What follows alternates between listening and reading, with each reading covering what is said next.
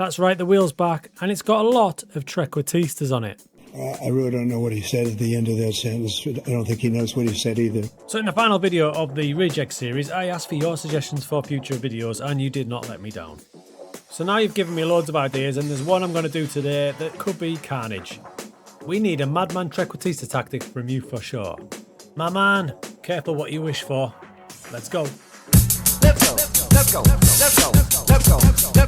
Our old friend the wheel will return for this video, and it's Trequartistas.com. You folks are animals, you're animals. So what we have here is the Trequartista Wheel of Doom, where it starts off pretty chill with 2 Trequartistas, moves up to 3, gets a bit risky at 4, and ends up with 6. Damn! So this is a situation we find ourselves in. I will pick a club depending on what it lands on. For example, if it lands on 6 Trequartistas, I am not going to be using Scunthorpe. Never. And the first hit, it will you...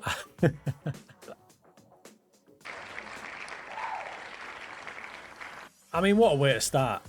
So I've got 6 Trequartistas to get to a team, so you're damn right I'm going to use Man City. Over to the tactics screen we go, and remember I've got to somehow force in 6 Trequartistas. I was looking forward to bedding myself in gently and working my way up to 6 Trequartistas, but here we are. A quick pick of my team gave us that lineup, and hilariously, Julian Alves still can't get in this bloody City team. Alright dudes, answers on a postcard, how long do I last? I made the decision to pick an elite team, basically for the team, but the bad part about that is they're going to have not a lot of patience. I'm saying November. Let me take you to a friendly against Napoli. As you can imagine, if we lose the ball, we're in the mud. So we've lost the ball there. Here come Napoli. My Trequartista army are here, variously spread around the pitch. And then we've got our fabulous, fantastic 4. In this case, it's Diaz, Lewis, Kovacic and Gvardiol. Up against it. There's gaps everywhere.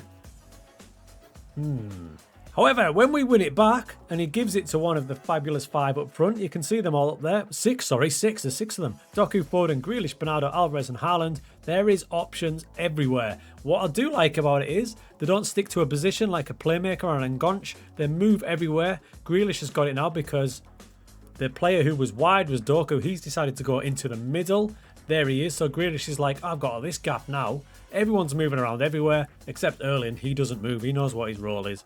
Grealish goes round the back and tucks one in. Okay, nobody panic, but we are 4-1 down after 42 minutes in the Community Shield. This is not ideal. Ruben Diaz has got the Fab 5 to aim at. I keep saying 5, it's 6.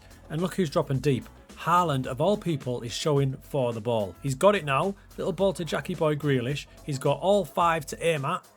He's loving this Trequartista stuff. Get in, 4-2. We could turn this around now. Ah, damn it. The following announcement has been paid for by the New World Order. It's at this point in the video I want to tell you that I also tested this 6 Trequartista tactic with mighty Bradford City in Sky Bet League 2. A tactic like this should not be working at that level. So later in the video I'll stick in how Bradford City did in League 2 so you can get a real good idea of this tactic. Let's go. Let's go. Let's go. Let's go. So we started the Premier League season. This was our average positions with the ball. You can see the 6 just doing whatever they want. Now without the ball, they did drag back a little bit thanks to a couple of player instructions I chucked in there. The overall average position was that. But the Super 6 came to the fore in our first Premier League game of the season against Forest. De Bruyne with a double, and then the build-up play was beautiful for Erling. Look, we smashed one of the weaker teams 4-1 and they only had 10 men, but we take it. We made it 2 wins in a row with a big win away at Wolves, and I swear to God I have never dominated a team as much as this. Look at those match stats. The next match was absolute carnage. West Ham came to town, we started off fantastically, the Trequartistas were buzzing, but then Gvardiol got himself sent off. And after a topsy-turvy match, West Ham won it in injury time. 4-5, this is going to be a long season. But then it happened. Bayern Munich in the Champions League. What could go wrong, right?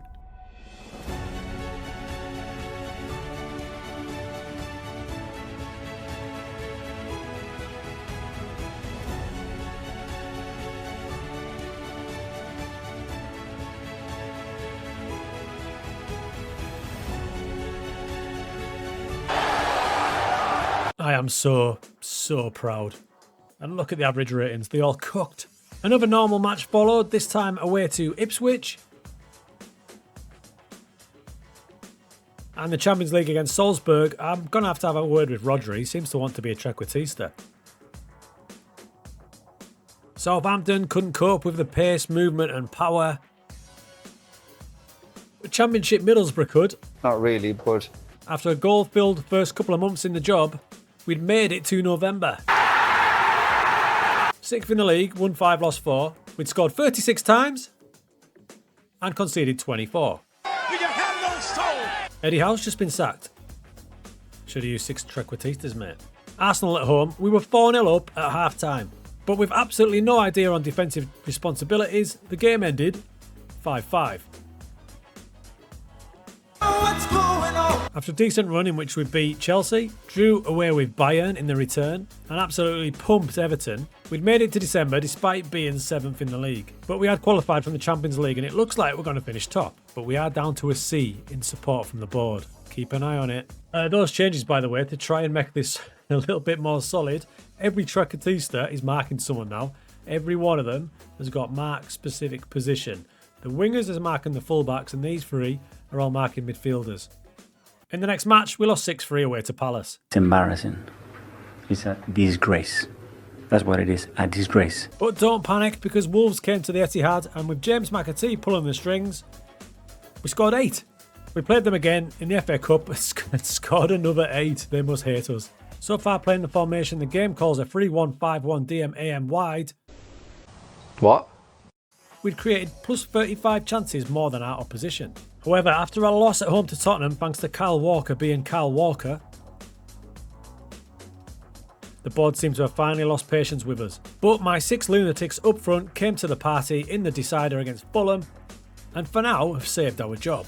But now it looks like we're on a game-by-game basis until we can change their mind. But yet again, my boys responded. Bloody love me, these boys. They bloody love me. Problem is, it's the Champions League knockouts, and now we've got Real Madrid. After going 3-0 down after 21 minutes, you bet I feared the worst. But these boys are made of sterner stuff, and they came back at Real Madrid big time. First leg, 4-3, we'll take that. A win in our next league game took us back into the Champions League positions. We smashed top of the table Villa away from home, and then lost to bottom club Bournemouth. Despite facing an inquest, we had made it to March. But Mbappe's Real Madrid put an end to the Champions League. Out 4-8 on aggregate.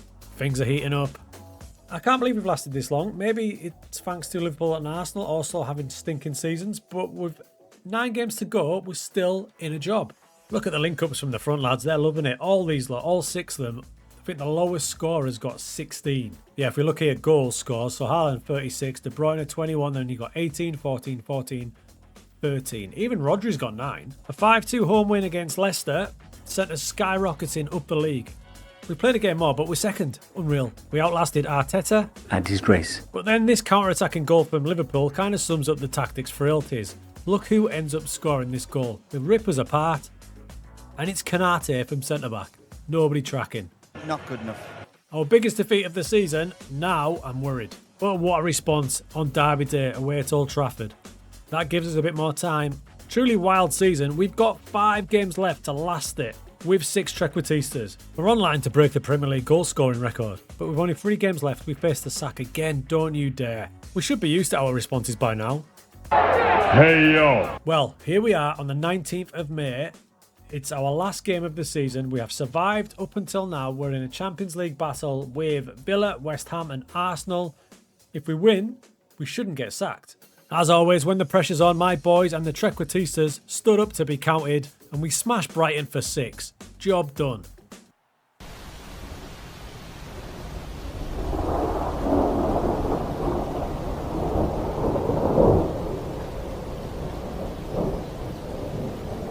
Forget about it. So technically we lasted the whole season. They decided to sack us straight after the match. We finished the season scoring 143 goals and conceding 91, which was more than the team that finished bottom of the league. So that's the Trequartista story done, because how do I follow 6 Trequartistas? How? I love how the game's got my preferred formation as that formation as well. So the next club would be like, oh, you're going to play that? If you'd like to explore the save file of that game, I'm going to stick it in Patreon. Have a good look at it. Don't try this at home.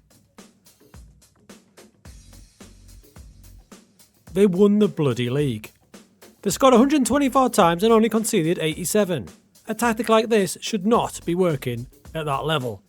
But it did, and as you can see as I slowly go down the schedule, the results are pretty mad. 7 5s, 3 6s. But even with Mighty Bradders using the 3-1, 5-1, we gained plus 25 chances over our opposition, starting 50 matches using it. I'm starting to ask myself now, what can't we do in this game? Next. In hindsight, 6 Trequartistas was a little bit silly. But you lot, the glorious viewers, just want more blood it seems. So this one here stood out in the last comments. Can you make a formation work where 8 players occupy the flanks? I mean, how about a compromise? Let's do 6. What? Let's go. Let's go. Let's go. Let's go. Let's go. Okay, after looking at a few squads, and don't get me wrong, I was tempted by Man City, I've decided to go for Sevilla because they've got some good wide players. It's that time again to abuse this tactic screen. So here is my first go at it. It is entitled Moses, probably for obvious reasons, as you can see down the middle. We have got 2 wing backs, 2 wingers and 2 inside forwards. 6 players down the flanks. What? A big shout out to whoever plays this role, because my god, I can only apologise. Now believe it or not, I've actually used this tactic before. As you can probably see from the tactical style, it says custom We Are Betis FM22. I must have got really bored in FM22 because I used it back then. I've made some tweaks to it for FM24. Let's see how it goes. How about average positions? Well, this is quite interesting. Now check out this. Average position with the ball.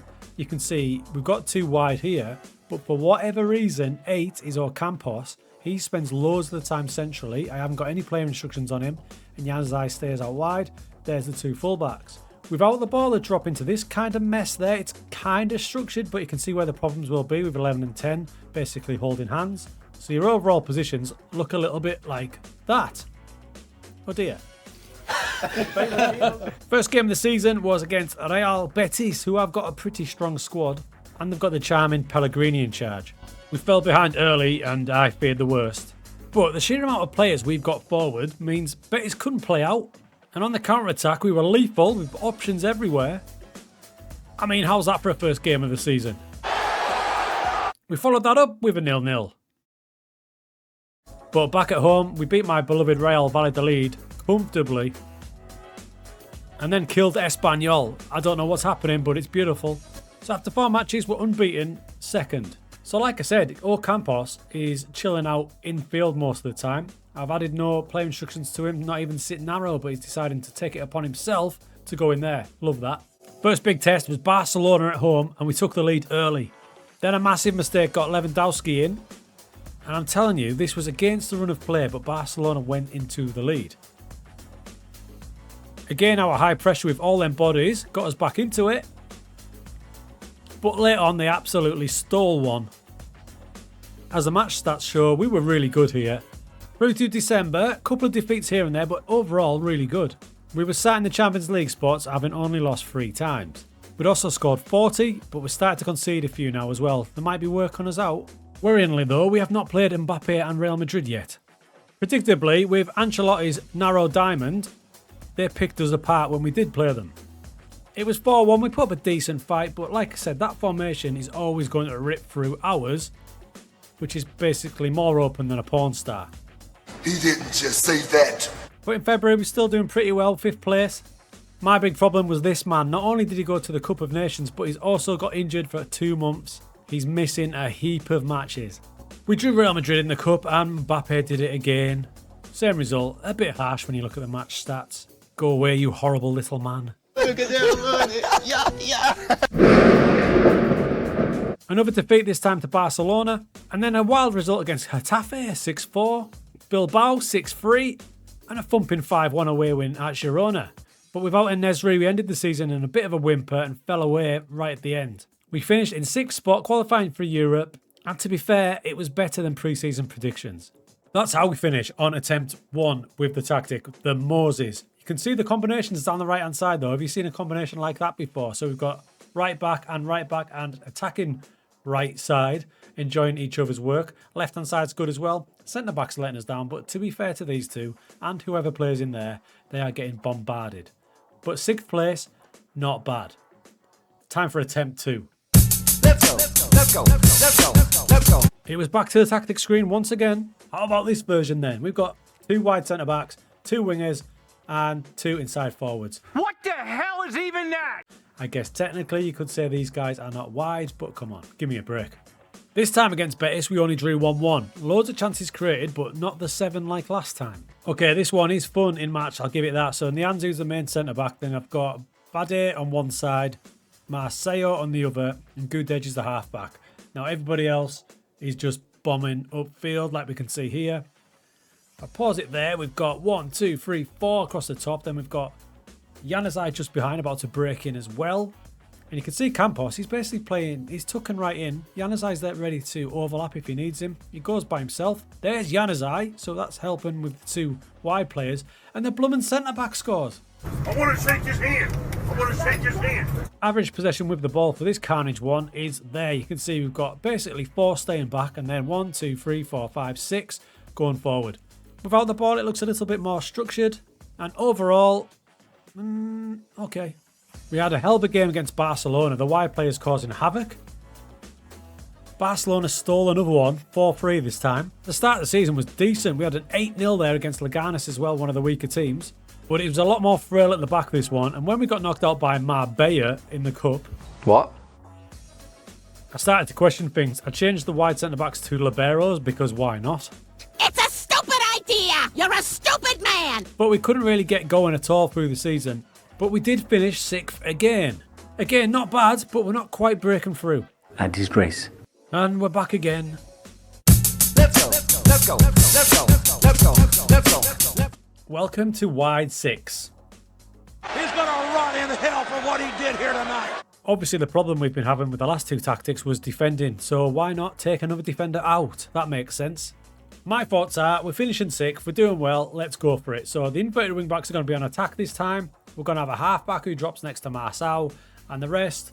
Oh! First league game, it's Betis again, poor Betis, but this one only finished 1-0. So a solid 1-0 win. Here's the way the team looks. We've actually got a normal-looking defence there with... Really? Sal dropping in as the half-back as I play this on. Look at the overloads though. We've got Ocampos, Januzaj, Acuna all down the right. We've got 2 already up front. We've got 2 over this side. And now the midfielders are starting to join in. But if you look back there, my half-back Sal, he's sticking back with Marçal. So I've got basically a 2-8. What? We've got a 2-8 in full flow here. Januzaj down the left. He's got bodies everywhere in the box. Will he finally get his cross in? He does. And that was the winner. It was only 1-0. We had none of the ball, but we had loads of chances. Now I expect this one to be quite interesting. Average possession with the ball in this. There you see it. It's the widest we've had yet with 2 out wide either side. And the half-back is being golden by helping out this brother. But it's basically a 2-3-5, but really aggressive. Without the ball, they're dropping quite nicely, actually. Nobody's getting past us out wide, that's for sure. So your overall possession looks a bit like that. These two are basically tied together like a 3-legged race. We're gonna win! And hold up, for the first time, Barcelona didn't beat us. This time, it was a 3-3. And we played really well yet again. Looks like possession is not going to be our big worry here. In fact, from our first 9 games, we won 8 of them. First defeat of the season wasn't a normal one. It was 6-4 at Villarreal. We were winning 4-2 and then a red card in the 71st minute kind of screwed us. Then we played Valencia and we absolutely ripped them to shreds.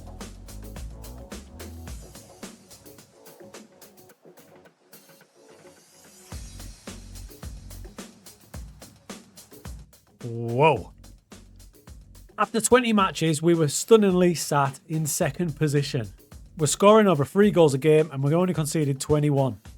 Well, would you look at this? We've got some good link-ups going on with the wide players. They're all on it. I've got my usual problem now, though, of En-Nesyri's going to the Cup of Nations. I probably should have bought a striker who's good enough to replace him. It was all going so well, and then we played Real Madrid. And do you know what? They couldn't handle us. Maybe it was that extra man in the defensive midfield spot, but we were so much better against them this time.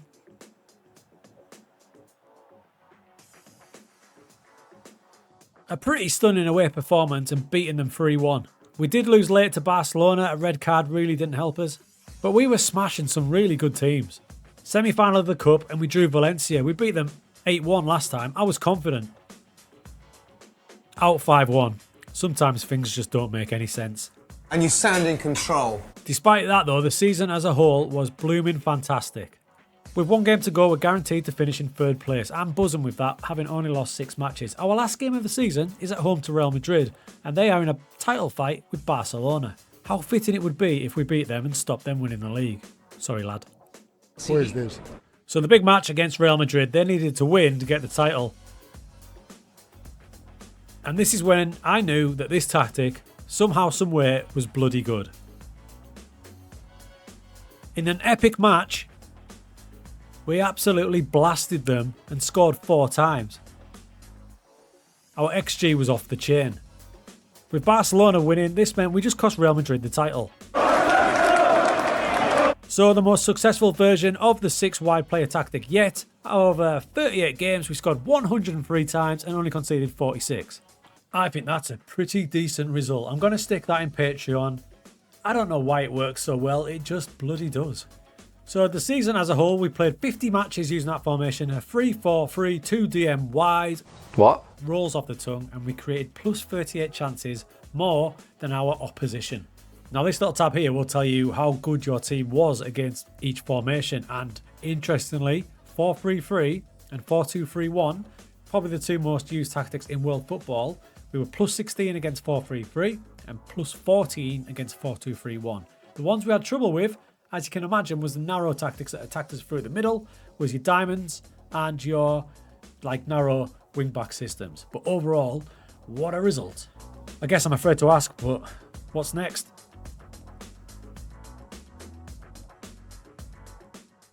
Right, today we're going to attempt the impossible, and it's all your fault. Honestly, I can't tell you how many ideas have come from these videos, but this one stuck out a mile to me.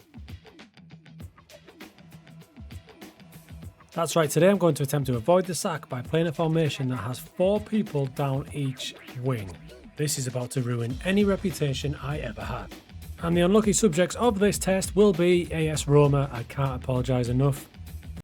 Let's go. Let's go. Let's go. Let's go. Roma have actually got quite a nice squad and they can fit into most formations like a 4-4-2, a 4-2-3-1, a 4-3-3, but definitely not what I'm planning. So here we are at the tactics board. Are you ready? Are you ready? Okay, it's time for attempt 1. What's going on? A disgrace. I mean, what can we do? We've got this massive chasm here like the Grand Canyon. So to try and avoid it as best I can, I've got inverted fullbacks to come in here, hopefully. And inverted wing-backs to come in here. But it's worth remembering that that setup there is basically how you set up to defend. So when we haven't got the ball, that's the problem. When we've got the ball, the fullbacks will jump in there like that. These guys will jump in there, probably like that. And it won't be a problem. But when we don't have the ball... Let's go. Let's go. Let's go. Let's go. Let's go. Attempt 1, these are my lambs to the slaughter. Good luck, lads. And remember, the goal is to somehow, someway survive all the way till January the 1st. The fixtures have not been kind. The first game was against Inter Milan, probably the best team in Italy. I have 2 central players, a centre-back and a striker, and then one of them does this. That doesn't really help the situation, Tammy. With space all over the pitch, Inter took full advantage. And game 1 ended 6-0. In the next game, I couldn't believe my eyes when Spinazzola got sent off after 14 minutes. Are these lot against me or what? And then they did this and gifted AC Milan the win. But it was only 2 this time. Right, back to that Milan match. Let me show you how it's trying to work in match, alright? So we've just started. This is the kickoff. We lost this game, obviously, but you can see Angelino is playing as an inverted wing-back. Spinazzola's the other one.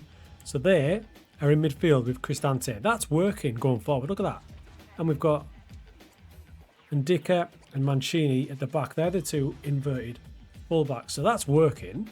And there you see you've got 2 at the back, 3 in central midfield and 5 across there. That is not a problem. The problem comes when we lose the ball. So now we've lost the ball. And if I pause it there, you can see how many players Milan have got free in the middle. There's 1, 2, 3, 4. There's a guy down here. There, everybody's so open because my lads are trying to get back into that crazy 8-man wide shape, which they have done. There's 4 down that side, there's 4 down this side. This is ridiculous. How are we going to survive this? But I was hyped for the next match because it was Lecce at home. Surely this gives us a chance. Backed by the home crowd, we went into a stunning early lead. After 28, it was free. Scratch that after 32, make that 4-0. But Lecce then scored 6 times in 12 minutes. Somebody stop the damn match! We lost 6-8. Our next home game, we lost 2-7 in the Europa League. And then, having seen how well the inverted fullbacks came across, for some reason I moved Cristante into halfback. And then against Udinese, it was instant regret as 9'7" forward Lucha scored a hat-trick. However, with a bit more attacking thrust, we only went and did it and pulled it back to 3-3. We have our first point. Then we lost to Atalanta 6-1. And then the halfback experiment was completely done as Genoa beat us 10-0. You are having a laugh. With some of the worst average ratings for a whole team I think I've ever seen. So after 7 matches we are bottom with 1 point and a -27 goal difference. However, one bright spot is in the average rating table our goalkeeper is 3rd. Just gonna move him back there. So we moved back to the original tactic with an actual defender on the pitch, and in the Europa League, it happened. We won a match. Thank you, Sturm Graz. What's even mind-blowing for that is they played a narrow diamond, had all their players down the centre, and they couldn't get through this. Thank you, goalkeeper and centre-back. All well and good, but we were still doing so badly in the Serie A. Next up, the team that were predicted to finish bottom, Venezia. Corners are where it's at for us, and Dicker with a boomer. But the worst team in the league cut us open right through the middle, as you can imagine. But then, on 58 minutes, Zaluski down the left found Big Tammy, lovely through ball to Pellegrini. Now he had options everywhere, most of them were wide, but what did he do? He did it himself. We won a match. This is it, crew. The comeback is on now. We've won a match and we scorched up the table. We're now 18th, but there's loads of teams on 4 points. Can we do it? Can we survive? We're already into October. There's only a couple of months to go. 3 days later.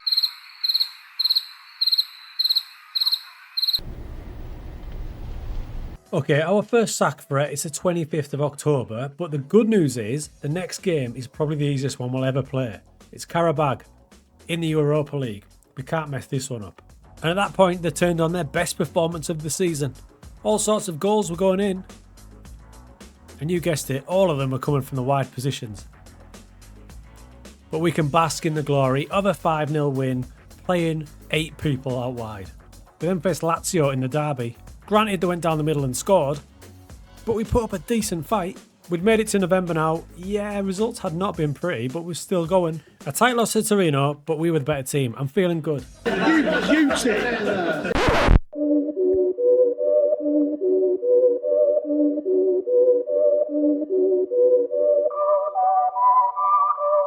Are you having a laugh?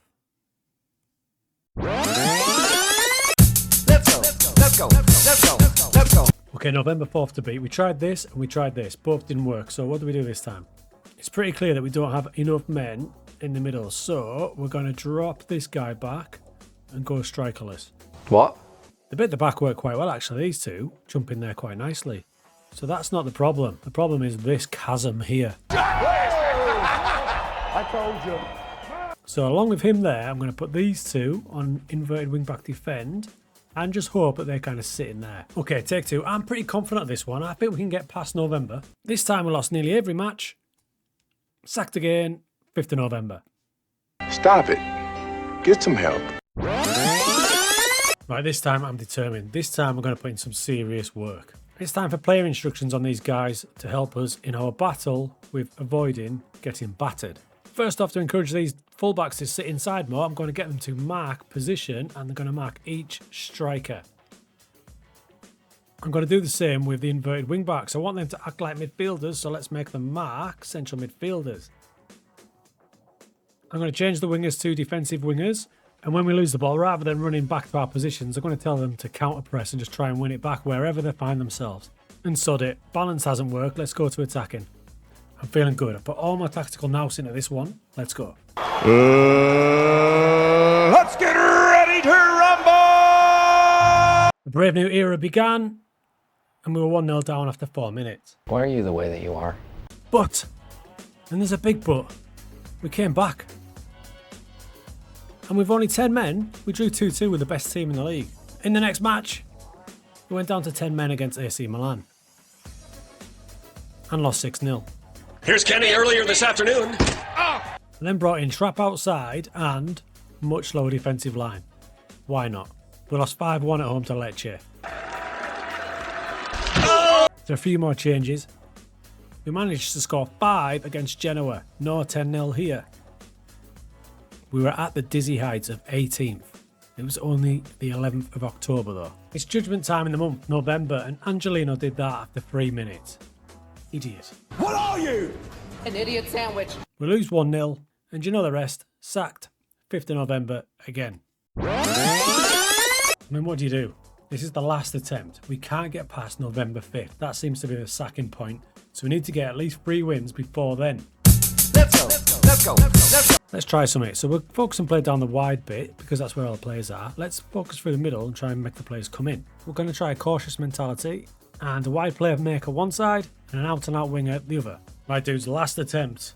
Remember, if you can do this, you're a better man than me, but let me know in the comments if you have a go at it and where you get to. But you've got to use Roma and their really, really aggressive board. I'm unreliable, people. It's Inter Milan. Now, this is unreal. Not only did we win, What? but we kept a clean sheet.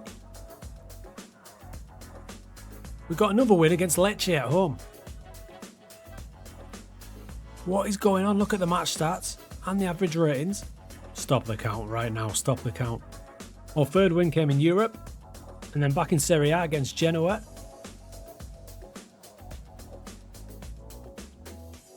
I prayed for this and it happened. It's the 7th of October now. We're getting close to the witching date. But another win in Europe followed. That's 5 wins so far this season, sprinkled in with some batterings. Okay, stop the clocks. This win away at Venezia means we've now won a decent amount of matches. Surely we're going to make it past November.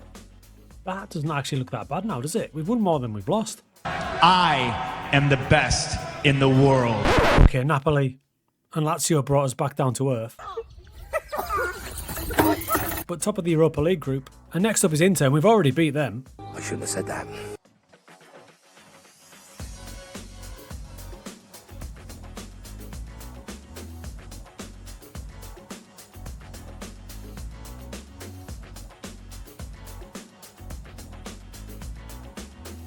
God's name, can that human being be from this planet?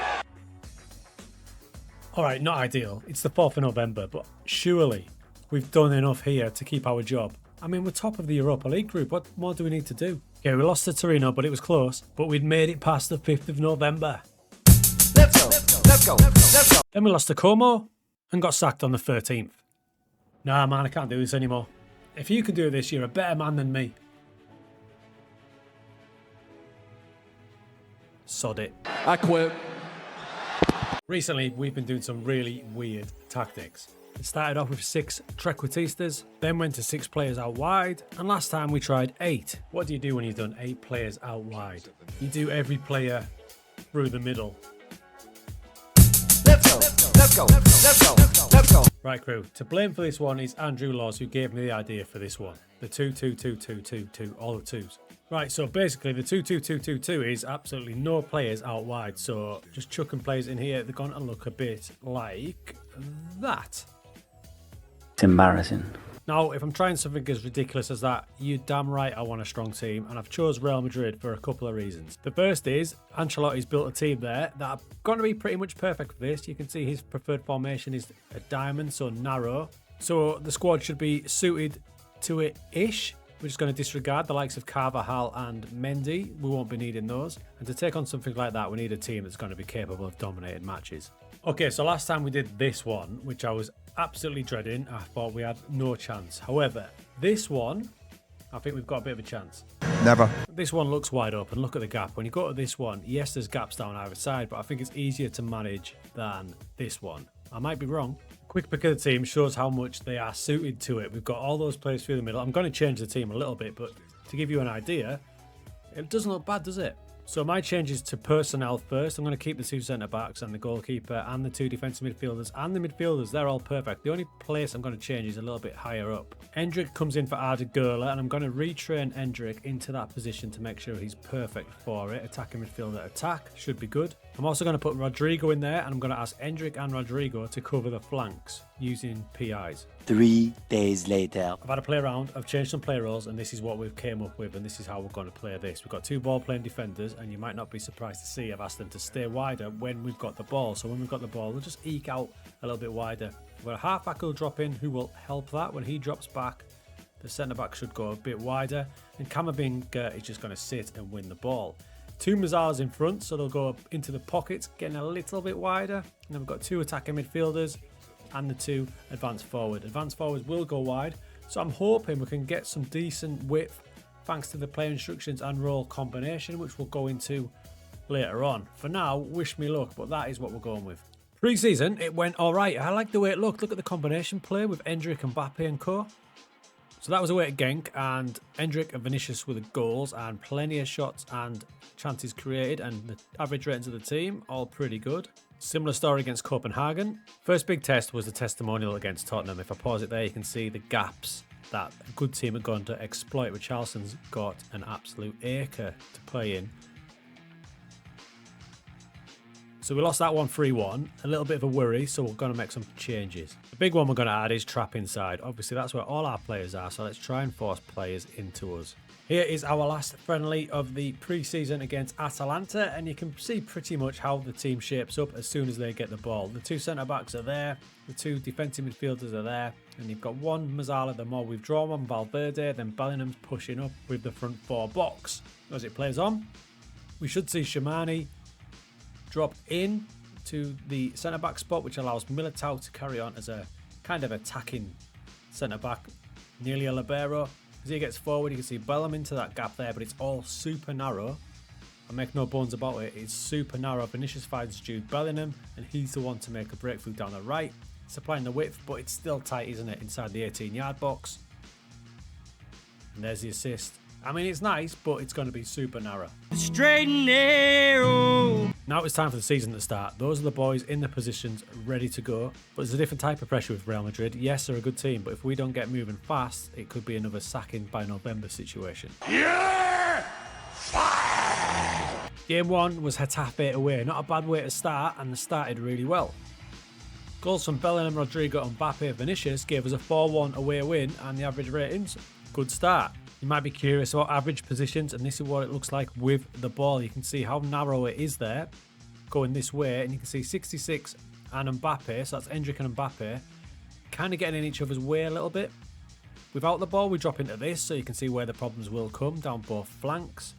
And the average position overall is there. So Endrick and Mbappe are getting a bit close to each other, so we're going to have a little work on Endrick's player instructions. If you're wondering how I show the average positions, go to this screen, down to analytical data, up to teams, and it's all down there, and average positions is just there. So to keep Endrick in his own zone and away from Mbappe, I added stay wider and run wide with ball. We blew our first chance at silverware in the Super Cup against Atalanta. They beat us 3-2 in extra time. And you probably saw that goal did come from the flanks. However, I was really confident the way the team were playing at home, and that front four box is absolutely lethal. That was a 3-0 against Real Sociedad. Similar story in the home game against Alves, 4-1. But beating teams at home, really comfy. I won't lie, I was worried about how the team would play away from home, but against Sevilla, wow. It helps when you've got a front four that looks like ours, but we just completely ripped them to bits. Sevilla had no answer for it and the front four just filled their boots. Wait just a minute. What have we done here? We scored another 5 against Leganes, and everyone's new favourite La Liga team, Girona, got seen to as well. Another 5. We scored 4 against my beloved Real Valladolid, Bellingham getting wide. And the first team to stop us winning was away at Valencia. That was a 1-1 draw, but I'm perfectly happy with that. I can see what they're doing, what he's doing. I can see it, I feel it. He's cooking. It meant after 8 matches, we had stormed to the top of the league. We'd scored 31 times in those 8 games, conceding 8. I won't lie, I am massively surprised how well these boys are playing. But the best thing is what's happened on the tactics screen. Are you ready? Look at the chemistry there. That is the most beautiful thing I think I've ever seen. We've only played 8 league matches, but already the chemistry is nearly perfect.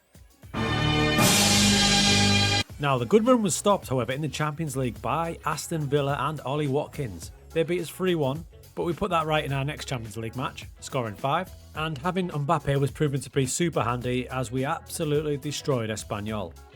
What's interesting is the Champions League was proven a little bit harder. We did get a 4-3 win away at Benfica, but we only drew with them at home 2-2, so it's interesting how we're so good in the La Liga but struggling a little bit in the Champs League. It was time for the first Madrid derby, probably the hardest match we've had yet.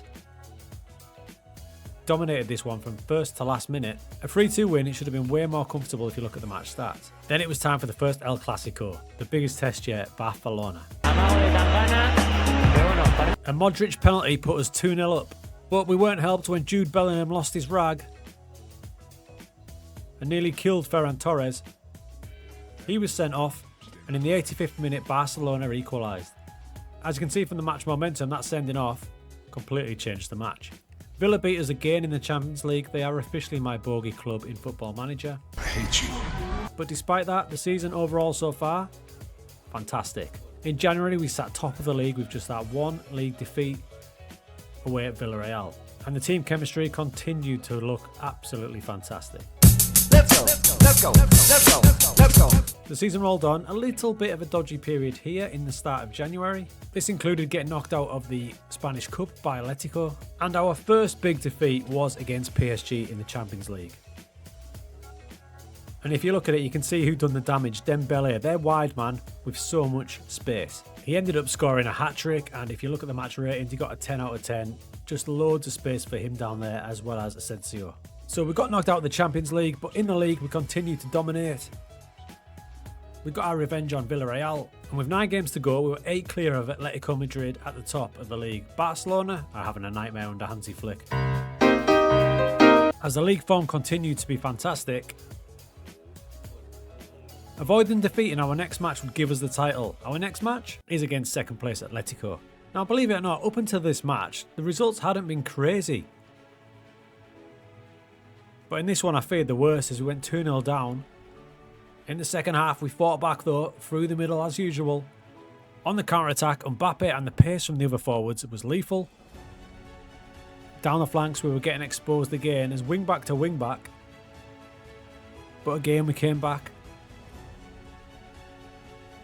We went 4-3 behind with only 10 minutes left, again from that right wing-back slot. But we responded fantastically, sealing a 4-4 draw and the title.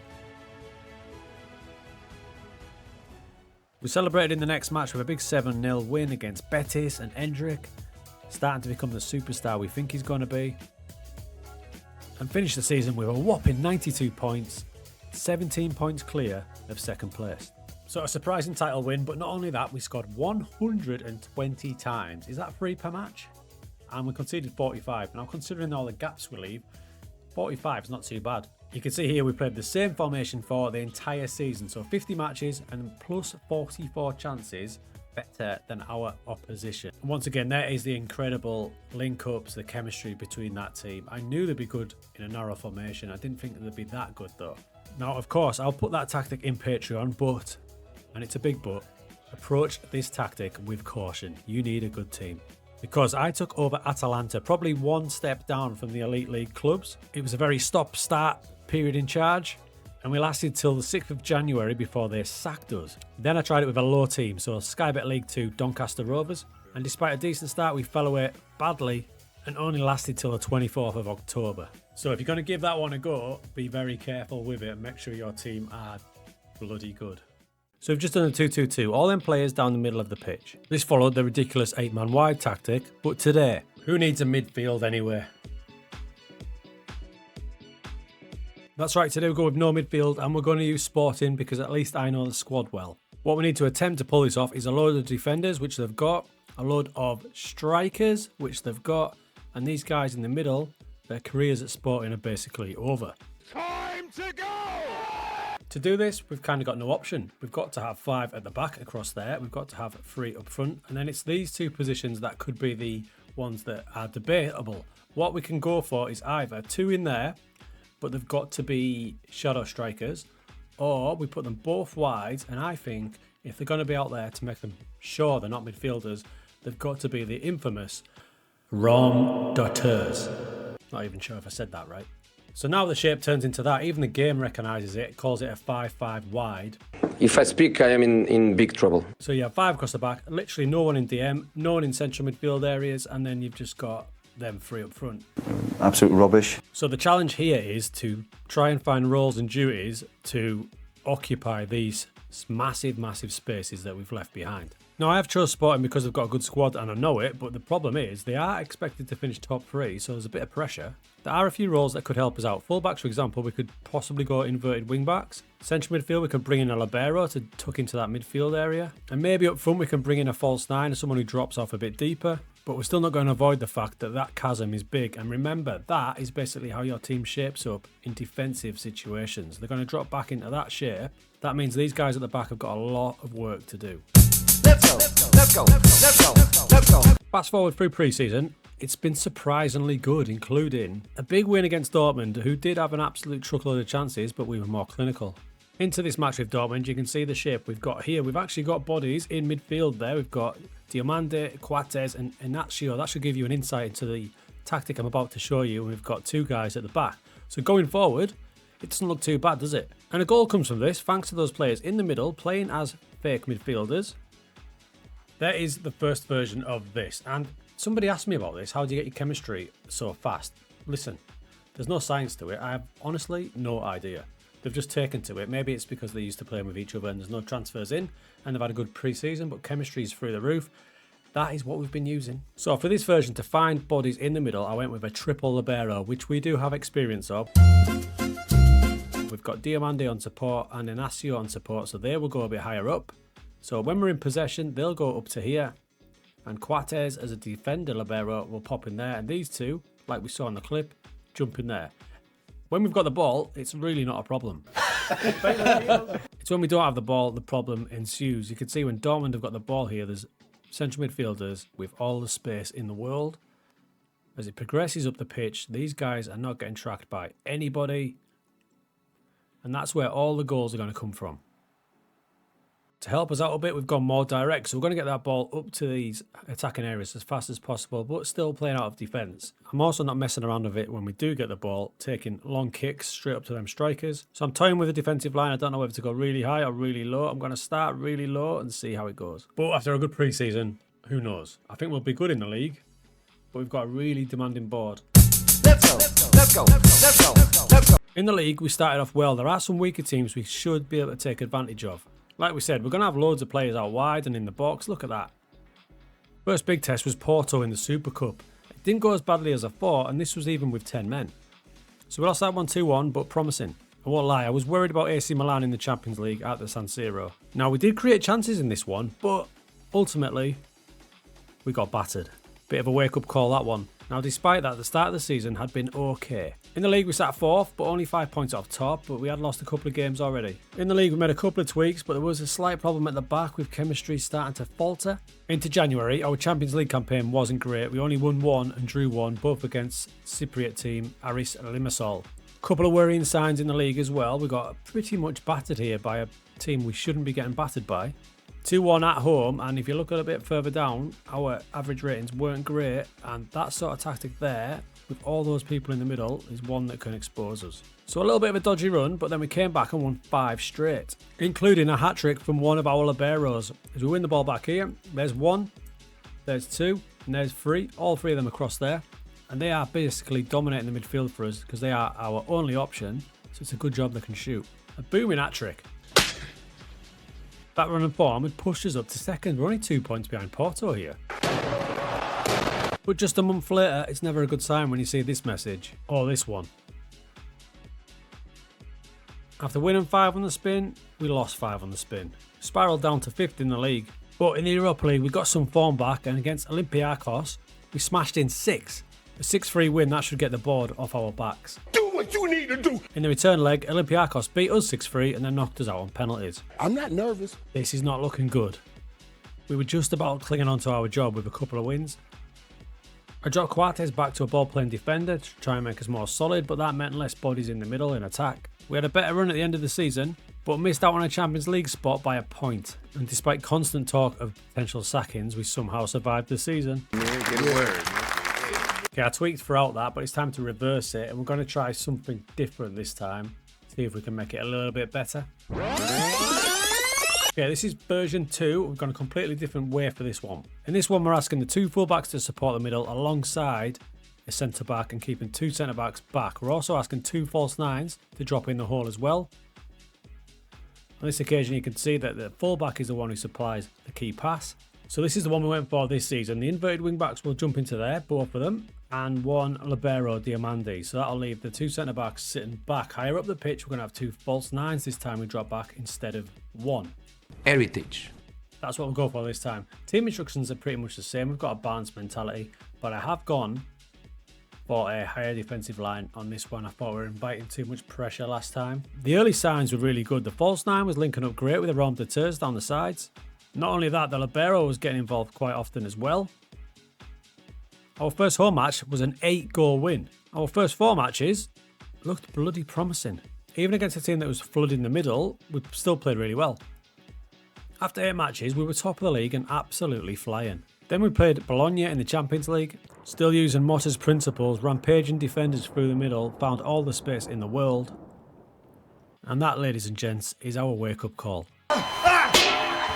So predictably, the Champions League campaign was a bit tough. But now in January, the league was still absolutely flying. We're still sat top and we've only lost 1 match, and that was at Benfica. We've scored 50 times, conceding 15, and that's the key one, only 15. Team's looking good, and surprisingly, some key players. Who would have thought the Rome de Terres would be the boys? 12 assists for Goncalves, and Edwards with another 12 assists. Never used this role out of total fear, but it's doing well. Into March, we got dumped out of the Europa League by Real Sociedad. Not a disgrace. We went 2-0 up against Porto, but we lost in the last minute. In the return at Porto, despite being the better team, we somehow managed to lose 4-1. But we rebounded with 6-goal wins against Santa Clara and AVS. And after another 4-goal win, this time from the inverted wingback, at the start of March, we were very much in a title fight. This one looks like the far stronger version of the two. Arguably, our best performance and result of the season was getting a 1-1 draw away at Benfica using that formation. That was part of a cracking run, which meant with 4 games to go, we were top by 3 points. We couldn't do this, could we? Let's go. Let's go. Let's go. Let's go. This penalty miss was vital. Our first defeat in ages meant with 1 game to go, Porto went atop of us because of the head-to-head record that beat us twice. You are having a laugh. Our tough final match was Braga. We had to do better than Porto. It was probably one of our better performances. The liberos getting involved again. I mean, we just saw a libero Rome de Terres link up, and there's a Rome de Terres on the other side. We smashed Braga 3-0, but Porto won 9-0. It meant, despite a cracking effort, Porto took the league despite us being level on points. Not in my wildest dreams did I think we would be fighting for a title with that formation, but we did. Here's a rundown. You can see from the 50 matches started with the 5-5 wide, but clear-cut chances was plus 56. If you want to play around with that, I'll stick it in Patreon. Obviously, it wouldn't be recommended, but if you're chasing a goal, shows you can have a go with it.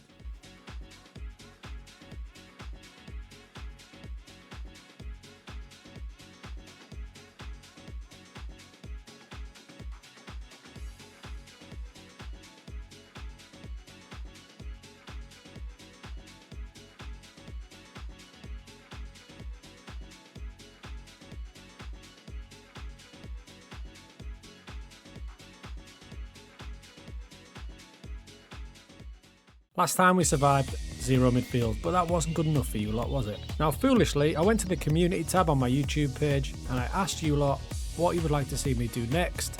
290 of you have decided I'm not allowed a defence. I hate you.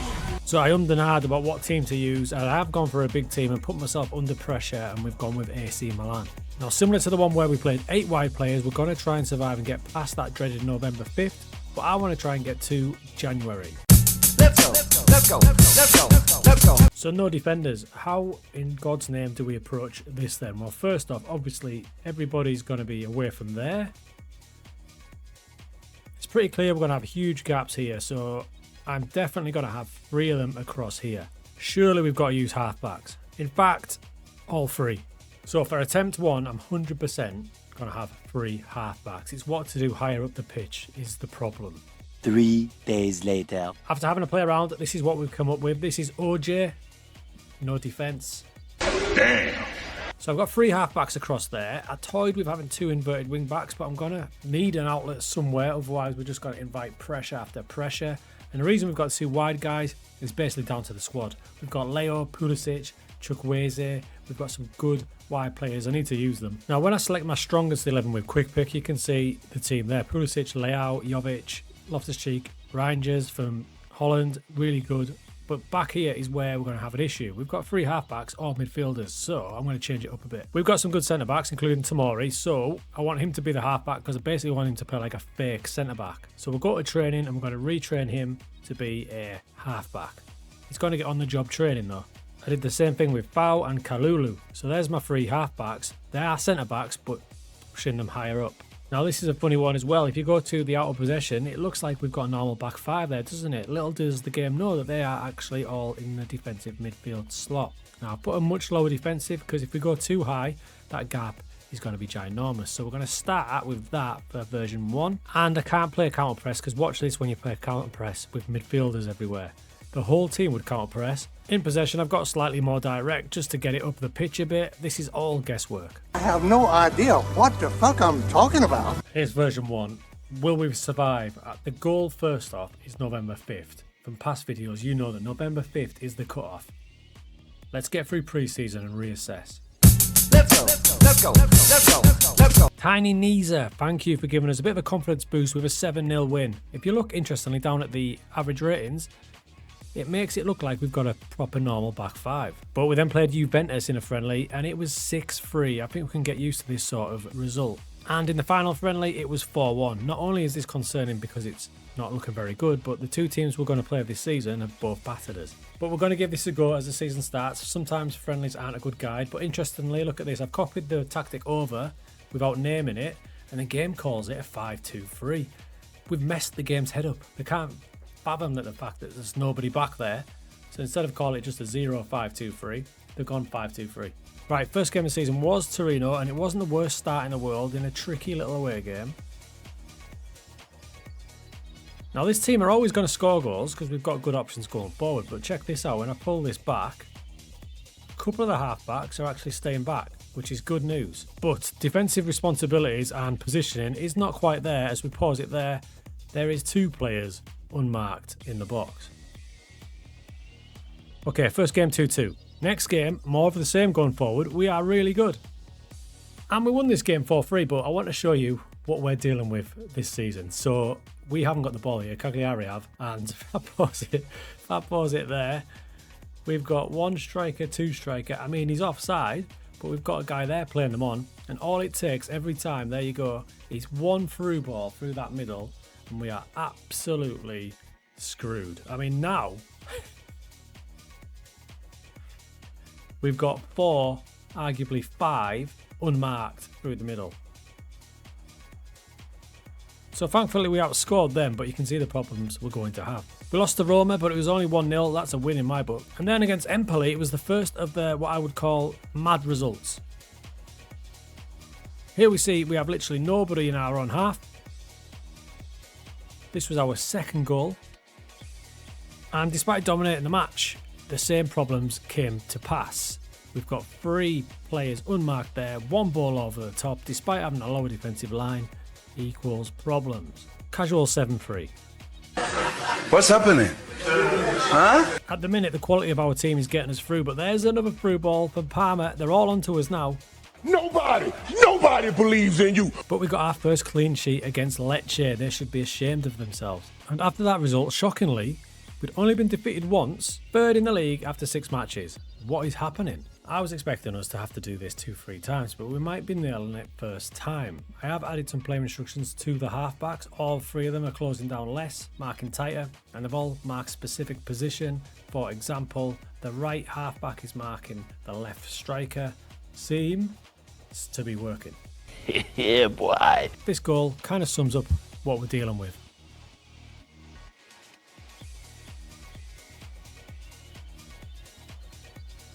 "5-0, Route 1 is killing us. Inter Milan got in on it and then knocked us for 6. As did Real Madrid. After the great start to the season, it was a stinking follow-up.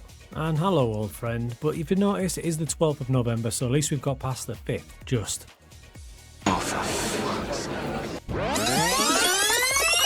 Time for version 2. I went even more defensive with a cautious mentality, and I brought a low block in and drop off more.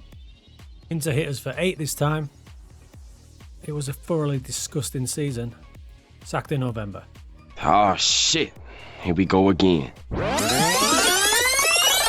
Attempt 3, I changed it for a ball winning midfielder, hoping he'd get a bit further up. However, you can see what's about to happen. There's my midfielders and my fake centre backs. There's Harry Kane. There's the gap, and that doesn't help either. Jesus. We also managed to give Celtic the greatest win in their history.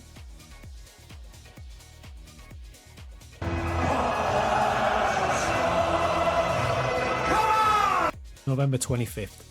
Say it again. Attempt 4, even more aggressive. 2 ball winning midfielders, only 1 halfback. Risky, but we're going for it. I'm also pushing these 2 further up, trying to stop that big long ball through. Now we've only 1 fake defender. Weirdly, this was the best we'd done so far. Start of the season was pretty good. We won 4 times. Like, maybe this is the way, putting pressure on their DMs and stuff with an extra double number 10 in there. This is the way, this is the way. Then what followed was an interesting match in the Champions League. 8-5 against Pax Salonika. And in the very next match,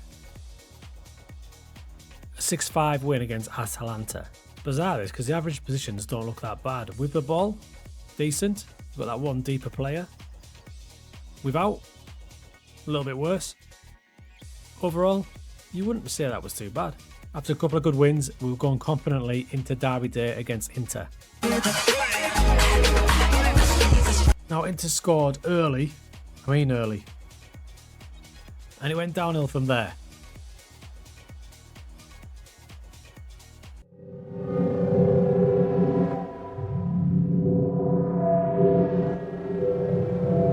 Ever seen a team performance like that? Remarkably, they gave us another 8 matches after that, and then sacked us on the 12th of December. I mean, that's our best yet. I mean, at this stage, it's pretty clear that putting sensible stuff in it and trying to make it make some sort of sense is not working. We're just going to have to try something stupid. So having lost my head, I decided to load up an old tactic. Remarkably, I decided to choose go to sleep, the most aggressive tactic in the world, and just moved players a little bit higher up. What? Not only did it look crazy attacking, but it was high press and high line, and it had counter press on. Not the greatest start, another loss away at Torino. But our first home game against Cagliari, we smashed them. And then we went away to Roma and beat them. Maybe we're better off just going all out attack. Best performance yet, battered Lecce 5-0, and we even got a win in the Champions League at my old friend Sporting. Stumbled against Atalanta, but another impressive win against Lazio this time, and we kept a clean sheet. Look how aggressive this one is with the ball. Yeah, it's carnage. Without, even worse, nobody in our own half.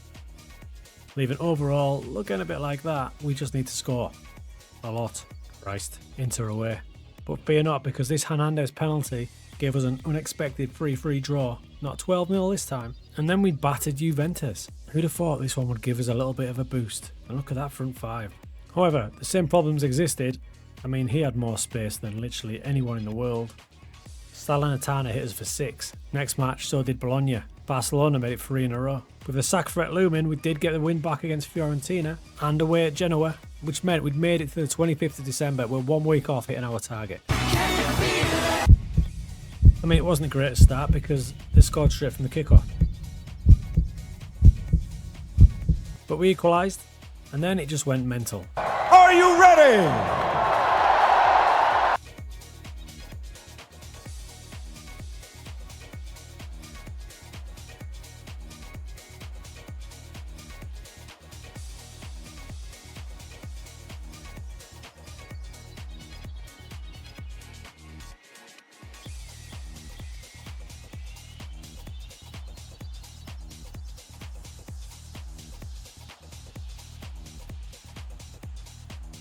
Our deciding match finished 7-6. What a beautiful way to sum this up. But we'd done it, we'd made it to the 3rd of January, sat in 7th. Again, logic goes out the window. How this one has been the best version to get us where we are is beyond me. So we're sat 7th, and after 18 matches we've scored 51 and we've conceded 45. I've got to see how far we can go now. There's no way we can last the season. I can see what they're doing, what he's doing. But survive we did. The method of scoring more than we concede was working. Would you believe it? Our second 7-6 of the season, this time against Lazio. And we even took revenge on Inter for that 12-0. However, in the very next match, Juventus took full advantage of those big gaps. Despite having more chances, we lost that heavily, but we made it all the way to the 7th of April before we got the tin tack, leaving AC Milan in 7th position, having scored 92 times in 31 matches and conceded 86. Embarrassing. So the various versions of OJ failed, got us close but not close enough. Who would have thought that that version was the one that got us nearly through an entire season with AC Milan? I'm scared to ask what's next, but we are about to explore possibly the most interesting tactic yet. Something I've never done. The tactic doesn't even come from Football Manager 2024. It comes from Football Manager 2022. And the reason we're doing this today is largely due to this absolute whopper. Going to be classes 5 stars, but let's see if they have any faults. If we can pick any faults out I could not concentrate on what this old man was saying. So it came from this video when we played No Defence. My good friend Luke left this comment and you lot all jumped on it. So I took it to the poll. It was a resounding yes because you lot enjoy my pain. So today we must build a tactic that has nobody in the attacking midfield spots and nobody up front as well. I mean, for this one I've got as much enthusiasm as the Denmark Miss World contestant. So for this one we'll be using RB Salzburg. I wanted a young energetic team that was blooming good as well to give me a chance. They've got a nicely balanced squad, but we probably won't need it. The first thing I'm going to do is take a striker like Karim Konate and retrain him. This will all become clear as we get into the tactic build. Okay dude, super quick little bit of background. This formation and tactic came around because the aforementioned Omega Luke used a tactic with no attacking midfielders and no strikers in one of the draft tournaments. What? Can't remember if it was a showdown or the FM playoffs, but he used it and smashed everybody and everybody could not work it out. Now I do believe the actual shape was that. 4 across the back, 1 DM, it might have been 2, I can't quite remember, and then it was 5 across the middle. So it might have been either that or it might have been something like that. Either way, I think you can agree, it looks pretty ridiculous, and how is this going to work in FM? And this guy, believe it or not, on a retro database even played Shevchenko and Michael Owen as central midfielders. You son of a bitch. The first thing I think about is, obviously, where are the goals going to come from? Now, whenever you play strikerless tactic in Football Manager, it does something a bit odd to the out of possession, as you can see. A mid block there turns into an ultra low block because you're behind the defensive line. You stick it up to high press and push it all the way up. It still looks a bit like a mid block, so you need to bear that in mind when you're doing the rest of your team instructions.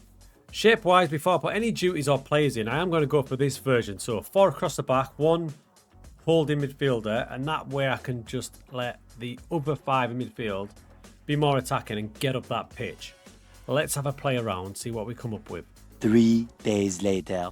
So what seems like hours later, I came up with this. You can see I've got 3 central midfielders on attack in there. I've got an inverted winger and then a defensive winger. I might change this one to a defensive winger as well. The reason being, defensive wingers are a misunderstood role, I do believe. They still get really high up. In fact, if you look at the synopsis there, their main goal is to pin back the opposition fullbacks. So they're still going to get nice and high up. So I might do that, hoping they win the ball back up there, and then they can feed the underlaps to these 3. You see I've got underlaps in there. It makes sense when I've got 3 central midfielders on attack.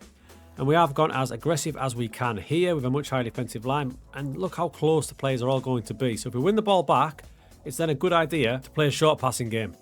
Now, when we finalise this, obviously I'll stick the tactic in Patreon so you can have a go and probably do better than me. We'll see how this goes. But at the minute, I like it. Now, when we press this tab, it's going to look pretty ugly. As expected, it's saying, dude, there's no one in the box, which is why we've got them all on attack. And why, if you remember, that I retrained Kanate to be a central midfielder on attack. So basically, I'm doing what Luke did with Michael Owen. I'm sticking a striker as my central midfielder on attack, alongside these other 2 as well. So that's my favourite starting 11. I'm not going to make any transfers yet. I'll probably wait till January. Let's see how it plays out. I've also got an inverted wing back, by the way, to tuck in alongside the defensive midfielder, just for when these 3 all bomb up. Let's see. Let's go. Let's go. Let's go. Pre-season looked alright with a decent draw against highly fancied Genk in Belgium. And also promising was a 1-1 draw with Porto, but you'll notice that there's not many chances getting created, but we are dominating possession. Our first league game of the season, and we got a nice victory. One of the central midfielders with a goal, and a nice clean sheet. We also got a big thumping win in the Cup, but let's not get carried away because this is a far weaker team. So a promising start with the old 4-1-5-0 DM. What? I think underlaps are going to be vital in this one because these 3 are going to be the only guys who are going to score any goals for us. This is promising though. Our first big win, our landmark win, is this one against Rapid. 3-0 domination. Let me take you to the match now. If I pause it there, we can see we've got our 2 centre-backs there. The guy dropping in between is a half-back, and then we've got this inverted full-back sitting in for him. Now you can see Sucic, Konate, and the guy's name, who I always avoid saying because I can't say it, Jagad. They're my 3 central midfielders, and what we're looking for is runs all the time to confuse these centre-backs because they have no idea who to mark. They think they've got a day off because they've got nobody to mark. But when Konate picks this up, you can see he's set off. There's no one anywhere near him. And that sort of run is hopefully what we'll see time and time again. In fact, the very next goal was just like that. We've got another good win against fancied Wolfsberger in a total domination. And another one here, and look at this. It's that movement again, central midfielder to central midfielder, breaking through the lines. On this occasion, our opposition did not even have a shot. We'd had a dream start to the season. It was way better than I could have imagined or hoped.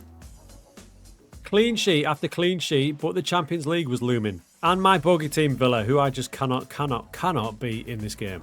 But promisingly, we did not get beat. It was 0-0. Yes, they had the better of it, but not many clear-cut chances, as you can see by the XG. Sturm Graz were the only team who could stop us winning in the league, believe it or not. I can see it, I feel it. And then a game I was kind of dreading, away to Juventus, but again, the central midfielders breaking through. We did go behind to Juve in the 81st minute, but we got a late equaliser for the result of the season. 2-2, fantastic. One more for the good guys. We finally lost our first game of the season to Austria Vienna. Was a bit gutted about that. But again, in the Champions League, the central midfielders putting defenders under pressure got us a win against Sporting. What you notice there is the lack of chances in top matches. That is a theme with this formation. So we're in November now, and as you can see, we've only lost twice. We've got a clearance of 7. The 2 games we lost were both 1-0. And super impressive this. We've only conceded 6 goals in 14 matches. Yes, we're Salzburg, but you would think it'd be more. And in the Champions League, we're currently second. We've lost the 1 match against Sporting away from home, but we've got good draws against Villa and Juve. We're doing all right. And don't it up. And look at that. The chemistry that we always talk about is a thing of beauty in this strikerless and attacking midfielderless formation. This is heritage. So they're doing great. Chemistry is fantastic. Look at that. And you'll notice we do have 2 defensive wingers now, and that's just helped big time. They get the ball, they hold it up, and they're late in field for these 3.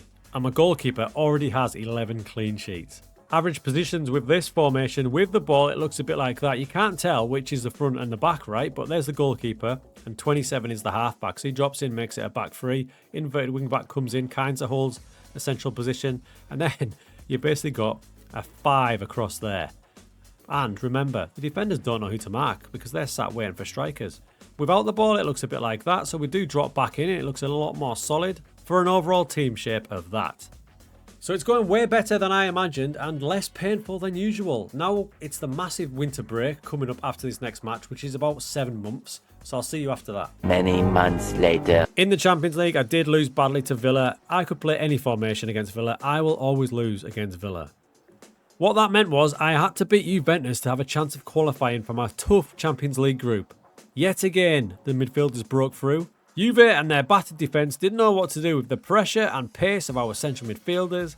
A landmark result for Salzburg, beating Juve, and that sent us through from a really, really tough group. So we've been going well, but Konate is off to the Cup of Nations, so I decided to make a move in the transfer window. I brought in Gabriel Sara from Norwich City. I thought it was quite a realistic transfer. He came in for about 20 million. And to be fair, he settled in straight away, especially with the chemistry. Straight in. He seemed born to play for us. Making similar runs to the other central midfielders on attack. He knew what the plan was. Look at that.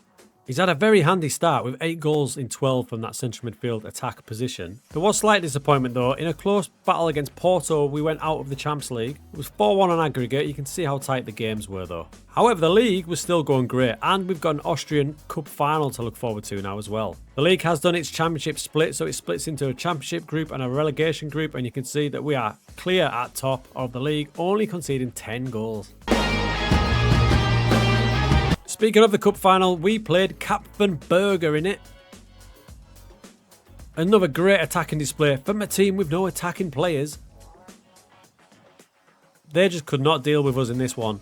And we took the FA Cup.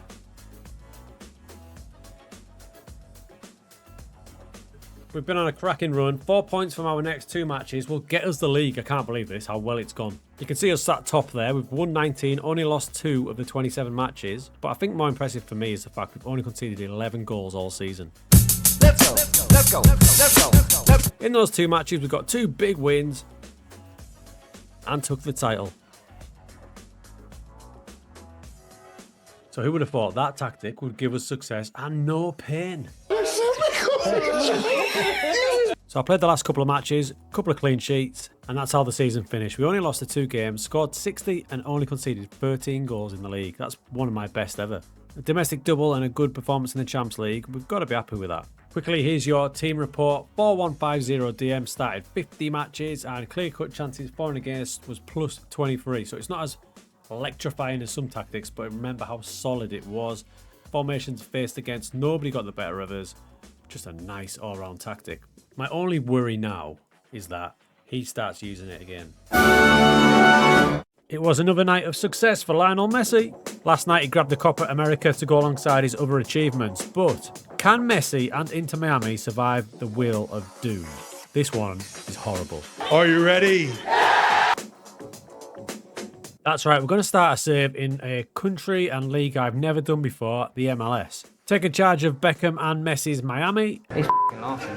And for this level, what a great squad they've got. Suarez, obviously the main man. Busquets, Jordi Alba. It's a star-studded squad. They are going to need a good squad to survive this wheel. There is 6 different tactics on there, and they are all disgusting. So let's take a look at them. How about all on support? What's happening?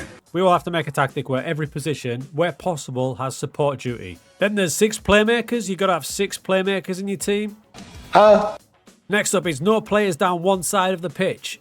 Off. The legendary 6-striker tactic. You are made of stupid. The disgraceful no midfield, no attack. 5-5-0. Embarrassing.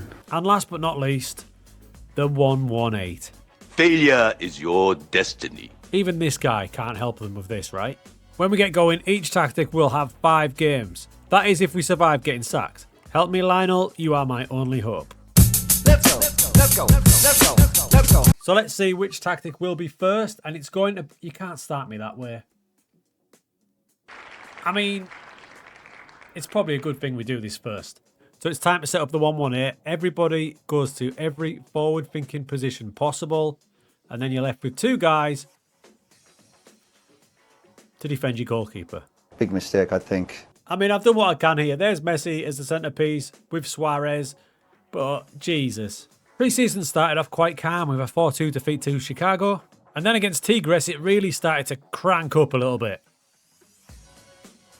Going forward, we are obviously a huge threat with so many bodies up there. However, when we lose the ball, we do have a problem. Sergio Busquets, elite player, can only do too much. He's facing off against the Legion of Doom. Over here, we've got Demolition. And this guy, all by himself, fighting a one-man Royal Rumble as players come from everywhere. There's now 5 completely free in the box.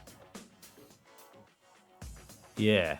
That one finished 9-6. Houston beat us 11-4. And in our next friendly, we lost 5-10. But the good news is they were just friendlies. So for the league campaign, I'm going to make some massive tweaks here. I mean, I can't do anything. Okay, we started off with a 4-1 defeat to San Jose. That's not that bad, believe it or not. Then we had DC United at home. Gaps everywhere. I mean, they're having a field day here. But we've got attacking class, and there's Messi to Suarez. And they fought back, the little rascals. And we got a 6-6 draw. Then Colorado beat us, and we actually had the better of the match. But we got murdered by Charlotte 7-0. There's no excuse not to score with that formation. And in our final game with the 1-1-8, we got battered again. It's safe to say I'm not too sad to see that tactic go. Now it's time to go back to the wheel, and the next 5 matches we will be playing all support. Now this is one where we might be able to claw back a bit of confidence from the board. So for this one, I went into the archives and all the way back to Football Manager 2022. I remembered that in this edition of the game, I did use a tactic with all support duties. And there it was, the no attack needed. In the first game with it, we showed up at the back with a 0-0 draw. And then we completely dominated against Chicago and got a win at last in the league. Messi playing as a false 9 got us underway against Real Salt Lake. That one was a tight defeat though. But another good win against St. Louis, and you'll notice that we are completely dominating possession with all support duties. That clutch of 5 matches was much better. But we are currently sat 13th in the league table. I can't imagine Bex is too happy with that. How can you change it in this short amount of time? Time for the next 5. We're starting to feel a little bit of pressure, but that support duties helped get us out of the mud a bit. And now we have 6 strikers. 6. Oh, shit. And there is the formation. 3 shadow strikers, 3 forwards, and then these guys at the back. Godspeed, boys. To say this was a mixed bag was an understatement. We won our first match 4-3 in the Cup, and then we got battered by DC United and Philadelphia. I made a couple of tweaks to the tactic to make it a bit more defensive with the fullbacks, and against Orlando City in the Cup, Messi scored that boomer. That eased the pressure a bit. There is talk of us losing our job, so this against Columbus was absolutely vital. A 7-goal win and our best performance yet. But we're still only 14th in MLS. The Cup run is saving us at the minute, and next we've got Atlanta. I say next, it's if we survive this. So the next one, we've got 3 left. I don't know if any of them are going to be enough to save us, but our next 5 matches hopefully will be 6 playmakers. They call this cinema. So I've got the 6 lined up, 2 deep blind playmakers in DM slots, and then 4 advanced playmakers. Let's see what happens.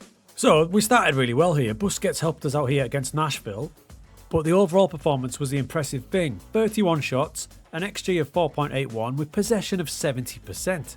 Disappointment in the next match, we got knocked out of the Cup by Atlanta, but again, another promising performance. And then it was away to Chicago. I think we're a bit of their bogey team because we seem to always beat them. 3-1 and another great performance, 67% possession, great overall average ratings. We then drew a classic against Portland, 4-4. Then it was away to Houston, I was worried about because they are top of the Eastern, but Suarez and Messi both scored, gave us a really good 2-2 draw. That was our best clutch of games yet, and if you add it to the previous 5, we're on a bit of a run here. Right, touch wood, our job isn't on the line yet. Bex is kind of chill with it all. We've got 2 left, no mid, no attack, and no players down one side, both of which I think will be pretty disgusting. We're going to find out what is our next 5 matches now. And it is no players down one side. Now, obviously, I have no idea how to approach this. So we're going to have no players down one side. I'm going to use the right-hand side because we have Jordi Alba down one side. So we'll tuck this guy in, and we'll tuck this guy in initially. And now we'll go and have a play around and try and make this make sense. 2,000 years later. So this is what we're going with. I thought the best course of action would be to take a tactic I know works and just slightly tweak it. So instead of a wing-back, I've got a wide centre-back on attack and a Carrilero to move across. But I am going to take away focus play down the right because that's just asking for trouble. It started well. We looked really good against Toronto. We're basically playing a 4-2-3-1. It's just a little bit funky looking. Messy. Big win against Toronto.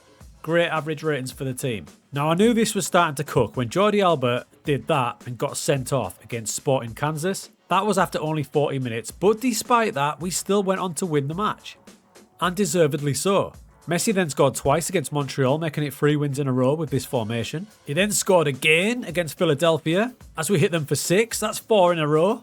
And then against New York City FC, Messi again. We've just won 5 straight matches. If you combine the last 3 tactics, look at the run we've been on. And we've shot up to 3rd in the conference.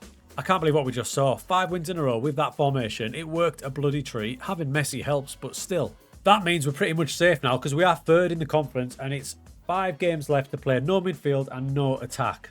But I won't lie to you, I am kind of gutted that this great run we've built with the last 3 tactics is about to be obliterated by this. So no midfield, no attack basically means I can have some defensive midfielders, but I can't have anybody past the halfway line. So I need to find something like that to make it work.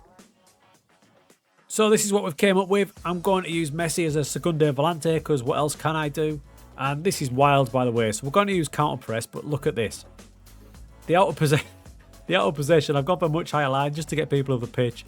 That is nuts looking. I'm even going to go very attacking mentality, and I've never done that before. First match was Dallas. A penalty by Messi gave us a 1-0 win and a clean sheet. And then we got another against Toronto. I was expecting this formation to screw us over, but we managed to get another draw in our next match. And of the 5 matches, we actually only lost 1. Who would have thought that wouldn't get destroyed every match? I prayed for this and it happened. If you look where we started with the 1-1-8, and it wasn't the greatest start, was it? We progressively got better and better, and we've actually finished pretty respectably. Best of the bunch was probably the Miami Messi. That led to us winning that 5 straight matches. The big dog finishes with 17 goals and 7 assists, and basically, Messi, you survived the Wheel of Doom, my friend. That's probably his biggest achievement ever. Today we take over Lens with a very different challenge. I've had some free scoring tactics recently. Goals have been going in from all angles, but that might not be happening today because we are about to create a tactic where everybody, and I mean everybody, is going to be defending. Yep, even the strikers. Take your medicine. So yes, for this challenge we have taken over Racing Club Lens, and I'm hoping that this team have got some good defensive attributes, including the strikers. Welcome, folks. So my big problem with this is, as we just start to tweak away at the tactic, is if we put everybody on defend duty, like everybody, no problem. That's the easy part. The hard part's going to be where and how do we score goals? I don't know. So like I do quite often, I think going to the archives and finding a tactic that scores quite a few goals is the way to go first. And I've chose this one, be rest free up, for a couple of reasons. The first one is I tried in France with Brest. What? And also it's already got 2 pressing forwards in there, and we know they are the only striker roles that you can nudge down to defend duty. So it instantly will do that. I mean, who has actually used the pressing forward on defend? You can see with a defend duty, the pressing forward will generally look to bring others into the game than create his own chances. Great, but who's he bringing into the game? So I'm going to go into the tactic lab now, and I'm going to create a tactic with just defend duties. Obviously, some roles are going to have to change. See you shortly. 3 weeks later. And we are back, and this is our first attempt at it, and look at all them red duties. Everybody on defend. What the hell is even that? That is the way they will shape up in defence. Now, when we have the ball, expect the inverted wing backs to go no further than probably there. The DLP is just going to sit there, as is he, and these guys are probably going to drop off deep. This is the problem we've got, so we're going to have to tweak the team instructions to give us a better chance. In big trouble. Now, mentality is an interesting one. You can see mentality is on attacking, but look how it affects each player. If we take a central midfielder on defend, for example, you can see his mentality is only balanced. If that player was on attack duty, it would be very attacking. So that's a big change straight away. You would think it would get better with the strikers, but if we look here, you can see the pressing forward, his mentality is actually cautious. So I don't think we can afford to go anything less than attacking. I'm going to keep the in possession instructions as is, but I have got an eye on shoot on sight. If we don't create enough chances, that might be the way to go, along with early crosses. I'm going to keep counter press on in the hope that they press high up and try and get their blooming asses up that pitch. So we'll keep that trigger press really high, hoping that they push up the pitch. And I'm really tempted to push this up to there, but we'll keep it there for now and just see how it goes. Right, the team's in place and I've got midfielders in that aren't necessarily suited to the roles. For example, Fulgini here, central midfield defence. He wants to play as an advanced playmaker even higher up, but I'm going to keep him there. Flair 16, maybe he'll do something out of the ordinary, which makes me think that maybe adding in Be More Expressive will be pretty handy, so let's do that. I am fortunate that I've got 3 good pressing forwards. Buxer all round pretty decent and 6'3", which could be handy. Sotoka as well, 6'2", big work rate, ideal pressing forward. And then we've got Wahi with a bit of acceleration and pace, who could be a good combination. The future looks very bleak. After seeing those 3, I decided to change the crosses to floated, and I'm going to add play for set pieces in this desperate search for goals. Let's go, let's go, let's go. Pre-season started a bit shaky with a loss to part-timers Bavor. However, we did start getting into it. That's the central midfielder actually going wide. Nice to see a floated cross there. We lost to La Liga Espanyol, but promisingly the match momentum was there. Our biggest challenge of pre-season was Manchester United. We conceded from a corner, but it was again good to see a big floated cross causing problems. We're going to keep that. We lost the match 2-1, but it was tight. So this man was good in pre-season, 2 assists, and he might be vital. It's all down to player instructions, I think. He's central midfielder to defend, but I've added more direct passes, take more risks, run wide with ball, so he goes a bit wider and stay wider as well. But as I watched the highlights, I did realise that we've probably got too many people in the middle. As you can see there, you could throw a blanket over all those players because we've got the central midfielders and we've also got the inverted wing backs. They're all coming in and just kind of hanging around this spot here. So that means this guy with his go wider player instructions is absolutely vital. So now I'm thinking, do we change the fullbacks? Because you can see the fullback there is an inverted wingback on defend duty, and he does not want to go down here. He keeps cutting back in, look. Keeps cutting back in and deciding not to do it. So I'm thinking, will a wingback on defence be a better option? Judging by that highlight, it probably will be. So I'm going to copy the tactic over. And on this version, I'm going to change them up to wing backs on defend. Let's have a little look. They should get a little bit further up now. It also means we can add some player instructions as well. So let's get stay wider, run wide with ball, and cross more often in there. You said a bunch of gobbledygook that never gets to the point. Now, I don't really do this, but if you are enjoying the content I've been pumping out recently, please do subscribe to the channel. It would help me big time, and it gives me a nice little boost. It was time for the first Ligue 1 game of the season, and it's a very tricky one up against Nice. It was a really tight match, and it wasn't until the 70th minute that the winner came. I'm actually gutted they used our plan against us. A heavy loss in the next match, but you can see how little chances are getting created, and we are dominating possession. We dominated possession again against Rennes in our next match, but this time it took an own goal for us to bloody score. But on the bright side, it is our first point. Get in there! Get in there! But then it was another loss to Strasbourg in another dire affair.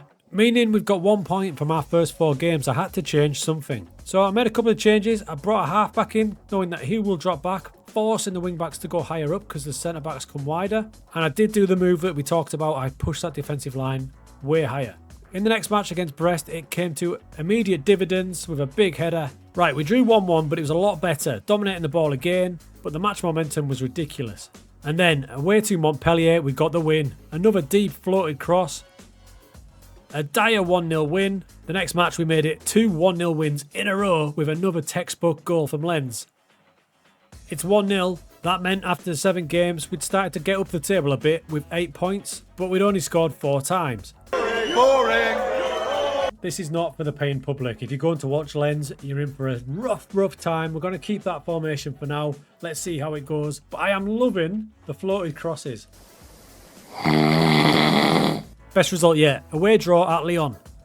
followed by another good draw at home to Marseille. We then beat Toulouse with our new trademark goal. Then it was Monaco, and despite going down to 10 men for that idiocy, we got a really good 2-2 draw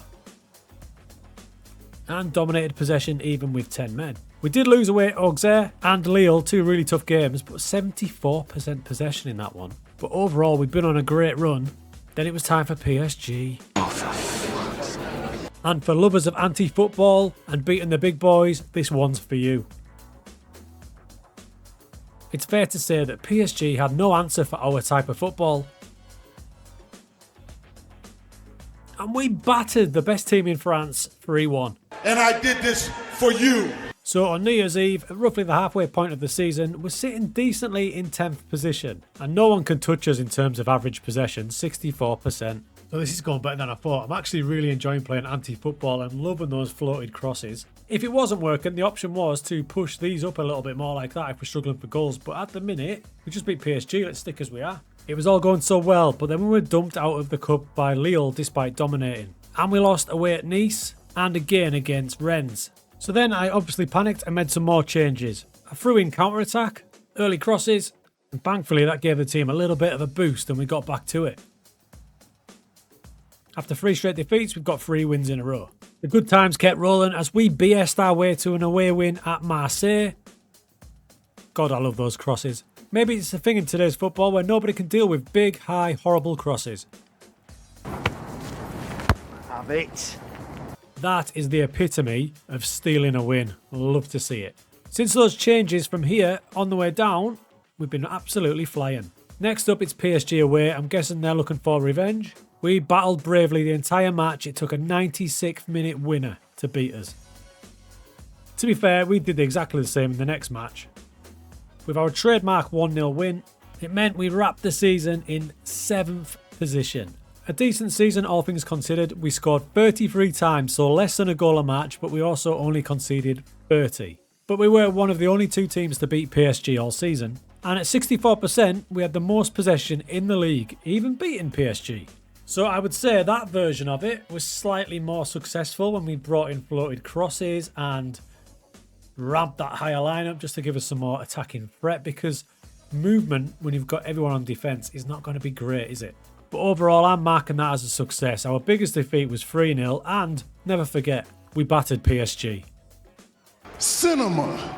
Today will be one extreme to the other because last time you asked me to do a full team on defence duty. Yep, you guessed it. Today it'll be a full team on attack duty. The lambs to the slaughter will be Crystal Palace in the Premier League. And one of the main reasons is they've got a good squad with a lot of attacking talent. And also we're going to work on the theory that a team that should struggle in the Premier League, can they outscore their way to a decent finish? Nose to nose. And there's number 4, designated mounter. Oh! Okay, dudes, it's full attack for a team. You can see it there. It looks quite nice in a 4-2-3-1. We've got to keep it kind of balanced, otherwise we will die. Now, a word on the defenders. Obviously, they can't go to attack. The closest thing will probably be libero on support. But I think ball-playing defender stopper as well can be kind of classed as an attacking defensive move. Yes, I could have used wide centre-backs on attack, but they still would left me with the problem of the guy in the middle. But for you guys, I'll stick that tactic on the end so you can see what happened.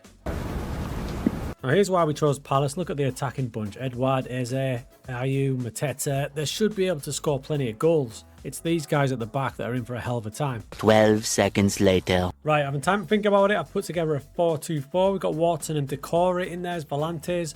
So they're kind of defensive midfield, but then they're going to push on. So it might give us a bit of a better chance having 2 of them in there. Let's go. Let's go. Let's go. Let's go. Let's go. Now, unfortunately for us, our first match was Liverpool away. I mean, at least we got it out of the way early. We got our first win in our first home match, though, against Wolves. We scored 3, but we conceded 2. It's going to be a bit like that. A 2-0 defeat away to Arsenal, but that's alright. But then we lost at home to West Ham, despite creating more chances. And away at Manchester United, but we are still in these matches. Against Bournemouth, I thought it was a banker, but then Odsonne Edouard missed this penalty.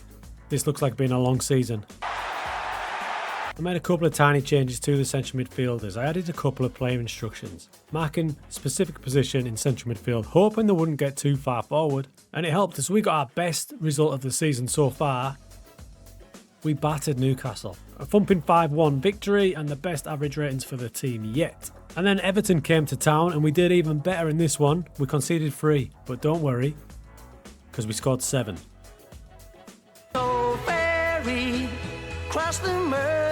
Then a good draw against Tottenham, who were top of the league. And we even drew against mighty Man City. On New Year's Day, we were sat comfortably in 12th position with 23 points. Goals for and against weren't as mad as you may think. We'd scored 33 and conceded 35. Pretty average, really. So it's going alright. I mean, they're 12th in the Premier League, and that's probably where Palace expect to be in real life. We then got our new result of the season. Liverpool at home, we beat them. A hard-fought 3-2 win, but we'll take that every time. And somehow we'd actually made it to the quarter-final of the FA Cup. The only problem is, it's bloody Aston Villa. I hate you. And when Edouard missed another penalty, it was inevitable that Villa would beat us again like they always do. But quarterfinals, pretty respectable. Our first attempt was up and down, wins and then losses, a bit like that all the way through. We couldn't escape that 12th place position, and perfect symmetry. In the 38 matches, we scored 68 and conceded 68 for a goal difference of 0. I'm taking that as a win with all attack duties, but we're going to give it another go because I'm intrigued. I think they might be rushing things because they're on attack so much, even though we have dropped the tempo down a bit. We're going to try it again, but we're going to mess with the mentality to see if that makes a big difference. So in attempt 2, we kept everything exactly the same. The only thing we changed was we went from attacking mentality down to cautious to see if they'd calm down a bit. Let's go, let's go, let's go. Ironically, it was the same result against Liverpool, but we beat Wolves way more impressively, and overall the start to the season was fantastic. Yeah, we lost to Villa again, but we beat Spurs and Edouard actually scored a penalty. And in the Carabao Cup, the League Cup, we beat Manchester United and found ourselves in the semis. So here we are on New Year's Eve in attempt 2. We're sitting in 9th place this time, so a little bit better. There's been no crazy results like you might expect. In the league, we've scored 41, so 2 a match, and we've conceded 34. So we've actually scored more at this stage of the season on cautious than we did in attacking. There's a theme every time I look at this screen. The defenders just don't get on with each other, probably because they're bickering because they've got so much to do. Now, this version of the tactic is definitely really, really good. We just beat Liverpool again, but with a clean sheet. 2-0, how impressive is that? The positions are pretty standard when you look at it. 4-2-4, there you go. It's quite expansive wide when you've got the ball. When you haven't got the ball, it drops in a bit, but you can see the midfielders are still super advanced. That might cause a problem, especially for the 2 centre-backs. And overall positions, you can see there, 19 and 8, the central midfielders. They don't quite get back enough to help these 2 poor lads out. In the semi-final of the League Cup, we were lucky to face Bolton of the lower leagues. Just about got through, which meant we got to the final and we're going to meet Brighton. We've got a hell of a chance to win a trophy here with all attack duties. Stop it. In the league, we were beautifully inconsistent, beating Newcastle away, but then losing to Bournemouth. Disgrace. It was time for the League Cup final. Palace in a final. Who would have thought it? And Odsonne Edouard, when he's not in the penalty spot, was lethal. We dominated this match, and in the 82nd minute, we went flying down the left. Eze with a cross, and there's Edouard again. It gave Crystal Palace the League Cup, and deservedly so. We finally got a mad result in the league, 5-4 to Southampton. Overall, the campaign was much more solid than the first go. We finished 8th, scoring 77, conceding 65. An 8th place finish and the cup final for Palace. Got to be seen a result, right? But we did do it on cautious mentality, so is that failing the test? Yes! I'll tell you what we'll do. We'll go extreme for the last version of this. We are going to go super, super attacking. Now, this was all about attacking duties, but why not make it the most attacking thing we could possibly do? So we've gone with a 5 up front, with the 2 attacking midfielders behind 3 strikers, a central midfielder on attack as well. There's your wing backs. And then we've got the attacking mentality as well. Oh dear. Let's go, let's go, let's go. As is customary, Liverpool put 4 past us on the first game of the season, but Wolves could not deal with this. There's so many players attacking them, they didn't know where to go. Our first home match ended 5-0. Now the mad starts. 5-3 away to Arsenal. Pretty happy with a 5-3 defeat against the big guns. With the ball, it looks a bit like this. You've got your back 4, your central midfielder, basically playing like an attacking midfielder, and that huge gap. Without the ball, pretty much the same. They don't really get back in for an overall positions of that. Next home match, we scored another 5, this time against West Ham. And then away to Fulham, we opened up again with another 5, and the average ratings are all teaming in. Let's take another 5 away at Leicester. What's going on? All good things come to an end, and as you can see in the top corner, this match finished 4-8. What? We ripped them to pieces and they ripped us to pieces. Nottingham Forest on the counter battered us. Look how many chances they made and look at their average ratings. They had 3 people on 10 out of 10. But we responded really well, and hold your horses, we even beat Aston Villa. I prayed for this. Arguably the performance of the season so far. Tottenham came to us top of the league and we absolutely murdered them. Then went away to Ipswich and scored 7. However, following that, for some reason we then lost our next 5 matches. Meaning on New Year's Eve, after 20 matches, we sit 11th. And this is where it gets funky. In the 20 matches, we've scored 60 for 3 per match, but conceded 56. We've got both the best goal scoring record in the league and the worst defence. It's embarrassing. Now, as you can imagine, goals are going in everywhere. It just shows that you can outscore your opposition and survive in a team like the Prem. But I do feel sorry for these centre-backs. Liverpool took advantage of our poor team morale and opened up a can of whoop-ass. Ouch. And despite some good wins in the FA Cup, we were on a losing streak of 9. So despite the nice link-ups up front, I decided to make one change by sacrificing one attacking midfielder, moving Eze across and having 2 central midfielders on attack in there. This led to a turnaround, starting with a win away at Bournemouth. We got our revenge on Forest, beating them 5-3. That's 20 goals in our 2 matches against Forest. We even beat Spurs in the FA Cup quarter-final with the midfield doing most of the work. Dropping that guy back to central midfield seems to have worked. We played Villa again and they didn't beat us again. We got a 4-4 against them this time. Battered them, to be fair, they were lucky. In the semi-final of the FA Cup, Cole Palmer and Chelsea were just too much for us. A good run nonetheless. And after that, the heart went from the team a bit. It was a horrible end to the season as Tottenham beat us 7-1, with Son scoring 42 times. And after that, we fell away really badly to finish the season. We still finished a respectable 12th, would be more than happy with that. But check this out, after 38 matches, we scored 100 goals for the best in the league, but also conceded 113 for the worst in the league. Disgrace. Did we expect anything else? But it shows, if you're really desperate to survive, just bloody attack like crazy. It's damn true! So after the 3 attempts, it's pretty clear that a cautious mentality with attacking combination was the best, with that 8th place finish and a cup win. And no matter what formation we played, these 2 centre-backs just need some form of counselling.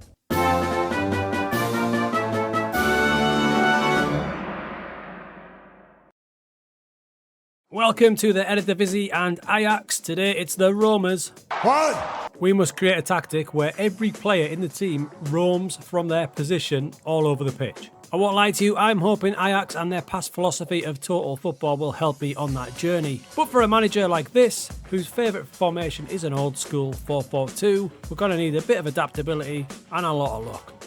Let's go, let's go, let's go, let's go. Right, dudes, I've got a bit of hope for this one. I'm thinking this could be a success with some funky movements. So we're going to create our own style. I'm looking for something fluid for the team. So we start with a completely clean slate. There are certain positions in this game that are hard-coded to roam from position, and we're going to use as many of those as possible. In fact, maybe even all 11. We'll start in defence. And this is probably the bit that's going to cause me the most problems. If we go to the defenders, the complete wing-back has hard-coded roam from position. It's the only one that does. Now, you can add player instructions to wing-back, but we're going to go with complete wing-back. So we've got that on both sides, and then you know what's coming in central defence. We harp back to our legendary Libero series, and we're going to get Libero with support. If we do defend, it means hold position, so he can't roam. But if we go support, that means he will, in fact, roam from his position naturally. He's not hard-coded, as you can see there, but you've seen a Libero in action. They don't give a damn. Disgrace. There's our back 4 done, and you can see that's pretty aggressive, isn't it? Basically, none of those players are going to stay in defence, which could be a bit of a problem. So to help us out, we definitely need a sweeper keeper. We'll put him on support, so he does a bit of roaming, and he's going to basically have to play like a sweeper. Next, we move into central midfield. We've got 2 positions here. I am going to use 2 defensive midfielders purely because I've got all these players bombing forward. But it comes with a bit of a difference. The first one will be a Regista, hard-coded to roam from position. He's more aggressive. He'll get up towards the edge of the box, always demanding the ball though. Next, we're going to go over roaming playmaker. I feel like he's a slightly more defensive version of the Regista. He'll still ask for the ball, he'll still go forward, but he will try and track back as well. So believe it or not, the roaming playmaker is probably our most defensive role yet. This is going to be the most fluid tactic I've ever made, but already I'm wondering how many goals we're going to concede. As we move into the attacking midfield slots, I think one of these two should really be a Trequartista in honour of our 6 Trequartista tactic. This guy here will be the linchpin of the team. Let's give him the advanced playmaker role. And then this one, this is a key one. Do we go double Trequartista, or do we slot in a more traditional role like an inverted winger, go to his PIs and then possibly add roam from position? See, I'm torn on that one. I quite like the thought of having just a kind of normal position in this team, but add in roam from position as well. So you've got Trequartista, advanced playmaker, inverted winger down both sides. And you'll notice the only guy on attack so far is the Trequartista on attack. All the rest are support roles at the minute. Now, as we move forward into the striker position, we have a few options. We can use one of the normal roles, advance forward, deep line forward, and add in roam from position play instruction, or we can go with a false 9, add that in there, Trequartista, which already has it, but the one I'm favouring so far is complete forward, who also has it, but will give us that goal threat and might even stay up front. So as a base tactic goes, we're about there. I'm going to go away now like I do, tweak it, add some team instructions. We're going to have to go aggressive because we're simply going to have to outscore the opposition. But basically, we'll have a look at it in match, see where they're going. But them guys, they're just going to go wherever they want. So we are back. We've used the tactical style of the Sting Teta, which is a tactic I just released on my second channel. If you haven't subscribed to that, get on over there. It's more tactic based and not as mental as this channel. And the players we've got were the ones we used. So we've got a complete forward, advanced playmaker, inverted winger. And as you can see, every other position is the same. I'm excited, stroke worried. Let's get into the season. Let's go. Quick Pick gives us that team. Obviously, we can change that completely. I don't really fancy Jordan Henderson being a roaming playmaker, but he might have to be because he's the most defensive player and that might actually help us out. As you can see down the entire team, we've got loads of options, so this starting 11 won't be the one that starts every game for sure. A Champions League qualifier, and the good, the bad, the ugly. The good is this. Look at the options we've got going forward. 1, 2, 3, 4 there. One guy at the back, bless his heart, and then you've already got 4 up front. As the move progresses though, it gets even more funky when we get the overlap from the complete wing back. This guy is the inverted winger roaming from his position. You'd think he was there, but no. The complete wing back's decided to play like a winger. Why not? And when he gets to the byline and crosses it in, I mean, count these lot. 1, 2, 3, 4, 5, 6, 7 men in the box. That's the most I've ever seen. And obviously it leads to a goal. And that was a 7-0 win. I said Champions League. I forgot I actually had a nightmare last year. We're actually in the Conference League. You are made of stupid. However, the ugly, and this is Porto in a friendly. We did go down to 10 men, but if we pause it there, you can see everyone's making a mission to get back. That's my central midfielder, who's supposed to be the barrier, along with Mansverk, so they've been exposed. My defenders are trying to get back in position. The 2 centre-backs, who are playing as liberos, are probably somewhere up the pitch. I have no idea. And as the cross comes in, we again are all over the place. Where are you? Despite that, we had a good pre-season and a good solid start to the season. Let's have a little look at these boys in action. This is in the Conference League against Cercle Bruges. What I want to show you is the movement of the defence. So this is my defence I'm highlighting now. And then you've got your 2 defensive midfielders, right? That's supposed to be my solid base for this tactic. But when everyone's told to roam from position, that's exactly what they're going to do. When we get the ball and start moving forward, you'll notice the centre-back there is absolutely legging it. The 2 defensive midfielders are going to join the attack as well. And soon you've got an absolute stampede of everyone bobbing forward. God bless Satalo, the 1 centre-back who's actually got a brain. He's staying back, but everybody else is absolutely pegging it forward. As the goal goes in, we are going to cause some serious problems going forward. But this guy at the back, he's going to be the MVP of this season. We are now at the winter break, so December 31st. I've got some mad results to show you. But first, let's have a little look at the average positions. This could be interesting. Okay, first up, average position with the ball. There you go. It looks pretty solid, doesn't it? Nothing crazy. It looks like your basic 4-2-3-1. Without the ball, a little bit deeper. That's what we need, especially when we've got all these players bombing forward. For an overall possession of that's not bad at all. By the way, while we're on this screen, have a little look at the passes completed from the team. As you can see, we pretty much cover every blade of grass, but have a little look at number 1. That's our goalkeeper. What's he doing getting up here? Well, that's your fault. Okay, let me take you to one of our toughest games of the season, PSV away. As I pause it there, you can see the usual situation where we've got one at the back, it's TATO on this occasion, and everybody else bombing forward, and it pays dividends. Not once, not twice, not even 3 times, but 5 times, as we record a stunning 5-2 victory away at PSV. In fact, the season as a whole was pretty much faultless. Look at that. Better than I could have ever imagined. The toughest game was probably going to be this one, Feyenoord away, and we just about got a 2-2 draw out of it. But if you look at the match momentum, we did dominate, but you're always going to give away more chances with this one, especially with them centre-backs just doing what they want. At the halfway point of the season, we are top of the league by 4 points, but Feyenoord are hot on our tails. So it must be said, this is going incredibly well. I will put this tactic in Patreon because if it's going well with liberos on support, we could probably make it a bit more solid if this video wasn't about absolute carnage. And we're doing well in the other competitions as well. The Conference League, we've absolutely blitzed that. We're still in the Dutch Cup. And then this is going to go down to the wire, I think, with Feyenoord. Let's go, let's go, let's go, let's go. As the season rolled on, it was PSV at home. And once again, the Romas were too much for them. Even Hendo with a boomer. Just a few. In fact, I was starting to think we might go bloody invincible. Sparta Prague did beat us in the first leg in the Conference League, but the boys turned that round quick sharp in the second leg. We finally lost our first game in the league to AZ Alkmaar. A tight match, but they did take it down. So we've only lost once in the league all season. You'd think we'd be running away with the league, but Feyenoord have also done the same thing. With 6 games to go, there's only 2 points in it, and the goal difference is really close as well. We'd made it through to the Dutch Cup final against FC Twente, and as you can see, we're doing the same thing again where we're leaving one centre-back back and everybody else just doing as they please. Pays dividends here with lots of movement. There's an overlap.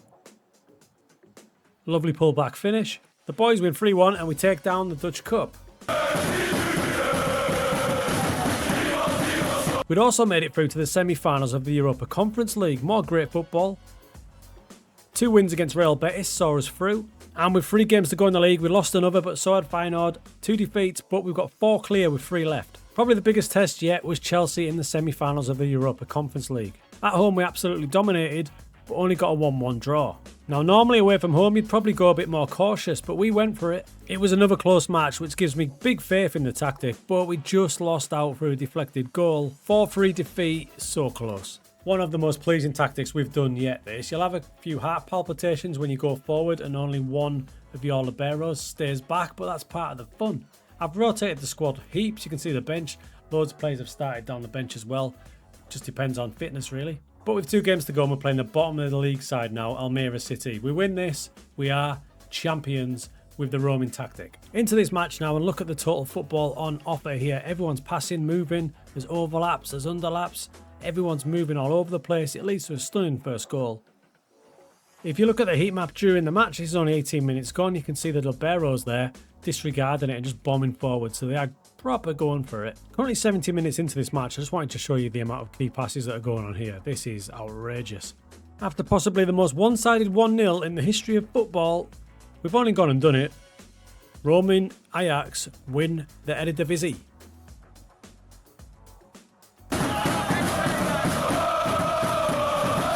Final day draw against rivals Feyenoord meant the season finished like that with us on 84 points with just the 2 defeats. And overall 90 goals scored with 31 conceded. Goals were spread throughout the team, 31, 21, 20, 19, right throughout the team, and assists as well, loads, including some from the centre-backs.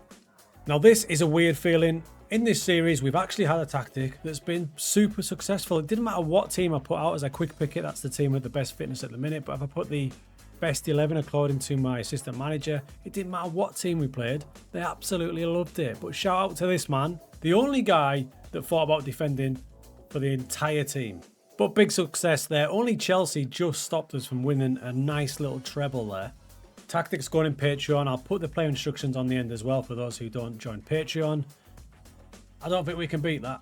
One more for the good guys.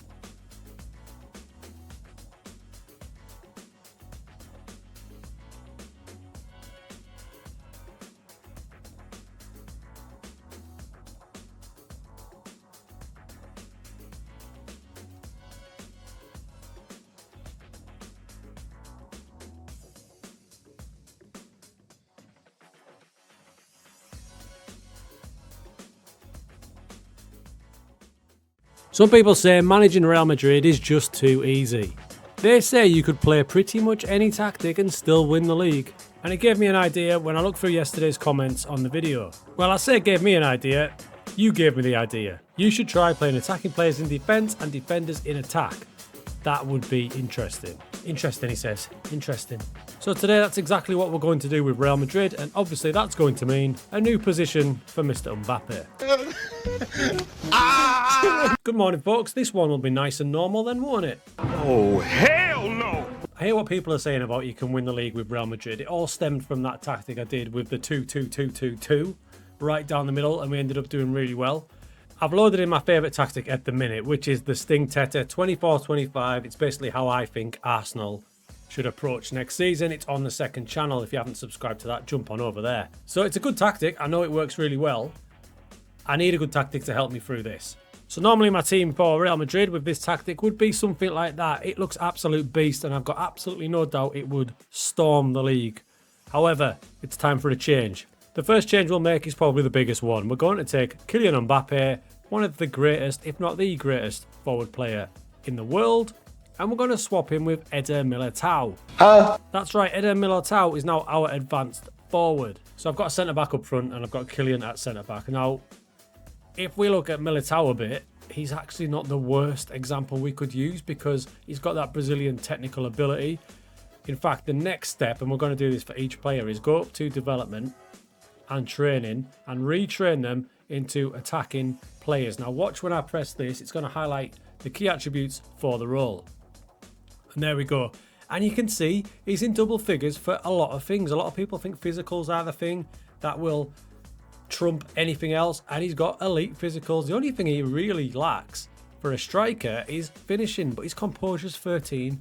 I have a bit of hope for Eder Militao. So we do the same for Mbappe. We go to training and we're going to retrain him into a defender. I want him to be an all-round defender, so I'm going to ask for libero support. There we go. You can see his marking's horrible, his positioning's terrible. Everything else, apart from tackling, everything else is fine. This is fine. Already this looks ridiculous, but we've got Rodrigo here and we've got Vinicius and Endrick. Let's put Endrick as a centre-back. Bro, what are you talking about, man? And we'll put Rudiger as the advanced playmaker. A big mistake. So now we've got 6'3" Antonio Rudiger as our advanced playmaker. We're starting to retrain him. I don't have as much faith in him as I did Militao. So our new centre-back partnership is 5'8", 17-year-old Endrick and worldwide superstar Kylian Mbappe. Okay, it's happening. If I want to help myself out a little bit, I could possibly put Valverde in there to be like a player who's got a little bit of defensive nous. I might do that. So the only positions I'm not going to change are the central midfield two. They are going to have the ultimate job on here. Jude Bellingham and Tchouaméni or Camavinga are going to be the two in there, while everything else basically goes to shit. Heritage. It's at this point I'd like to point out assistant manager David Ancelotti, somebody who's decided to get jobs by being a fitness coach, but from a fitness coach he turned into an assistant manager. I wonder how he managed that. Hola, mister. Hola. He's going to be a big part of this story. Let's go, let's go, let's go. Into pre-season we went. We got a nice 8-0 win against our second 11, and looking at the player ratings, Kylian Mbappe decided to get a 10 out of 10 at centre-back with 2 assists and 7 clear-cut chances created. I'd love to know how the hell that happened. We got another clean sheet in our next match against Antwerp, and our tour of Belgium continued with success with a 5-0 win. As always, I let my assistant manager take charge of those. What is he cooking? Our first big test was a friendly against Marseille. Have a look at the positional play of our 2 elite centre-backs, Mbappe and Endrick, and our advanced forward, Militao, on the shoulder of the last man. It's lovely. Camavinga, the heartbeat of the team, found Carvajal, and there was our poacher, Militao. The pre-season was quite surprisingly perfect. I don't think so. We're about to go into the season now. Rudiger, playing as an advanced playmaker, didn't have a great time with a 6.78 average rating. But Mbappe, with his 5 matches and 7.80, still doesn't really want to play there though. Endrick's been fantastic. He's scored 3 times. I'm not sure how. First game of the season was going to be a tricky one. It was Atletico Madrid away from home. Shockingly, we kept it tight at the back and Militao scored from the corner. We won the match 1-0 and our centre-back boys kept a clean sheet. Then it was time for Sevilla at home. If I pause it there, you can see Kylian Mbappe locked in at centre-back. There's Vinny Jr. Valverde's playing at right-back, and then we've got Eder Militao there and Rudiger just in behind him. Absolute rubbish. As we win the ball back, there's my advanced forward Militao, plays a lovely ball to my inside forward Mendy. And it didn't stop there, with Mbappe deciding to do Mbappe things from centre-back. He found Mendy, who crossed for Militao. That was a stomping 5-2 win. However, the next match was landmark. Militao, our forward, holds the ball up, whips it across, and there's Rudiger, the tricky playmaker. Now, Villarreal went in front with a penalty, but the boys reacted. Here's Camavinga holding the team together, bless his heart. Ferland Mendy to Jude, and Militao's there again. From a corner, Endrick dinks it across, and there's Militao, our goal machine. This one ends 6-2. Look at the match stats. Now, we did lose our first match here against Betis. You can see the positional play of Vinny Jr. and Mbappe. I don't even know where Endrick is. There he is. So those three, keep an eye on them as Roca goes through. I mean, Mbappe's done about a 360 pirouette there. Endrick's lost. And Betis score. Kylian got one back in the 91st minute, but as you can see from the match ratings, it wasn't pretty. Now against Getafe, Mbappe did that storming run from centre-back again. It's very handy when he does that, and Rudiger popped it in. And then the ultimate ball-playing centre-backs, Endrick and Mbappe did it again. Off he goes. He feeds inside forward Mendy. Bang. That one was 7-0 against Leganes. And then we beat Juventus 4-2 in the Champions League. But I actually got annoyed here about a 4-0 win against Vigo, and I'll show you why. Vinicius scored the fourth, so that was 4-0. It's at this point I thought this was going too well. And then I looked into it a bit. Remember our boy David Ancelotti, the guy who's stolen a career? As I looked at our early season form, and full disclosure, I did leave him in charge of it after I locked in the tactic and team. I was wondering how Mbappe and Vinicius kept scoring from defence. When I looked down at the tactic, it seemed they were in the right places. So I went over to Endrick and had a little look at his current form, the tab down in this bottom corner here. And when I pressed it, I did find he was playing ball-playing defence, but in every match, he's getting hauled off at half-time. So I wondered, how has Mbappe scored 11 times in 14 matches? And look at his form. This tells us what position he finished the match in. He's basically been playing as centre-back until half-time, and then this cowboy has been disregarding my orders and moving him back up front in the second half. That's despite me doing this. Use current match tactics, use current team selection when possible. He thinks he knows better. We're going to have problems, my son. You're on thin ice, my pedigree chums. So, what it looks like is happening is we're using the team I set out in the first half, and then he changes it and moves Kylian Mbappe back up front.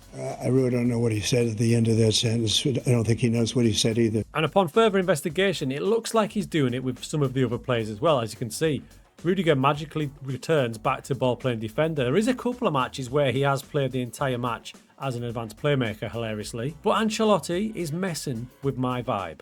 So, after a backstage fight that CM Punk would have been proud of, Tell me when I'm telling lies! There was only one thing to do. I sacked his ass.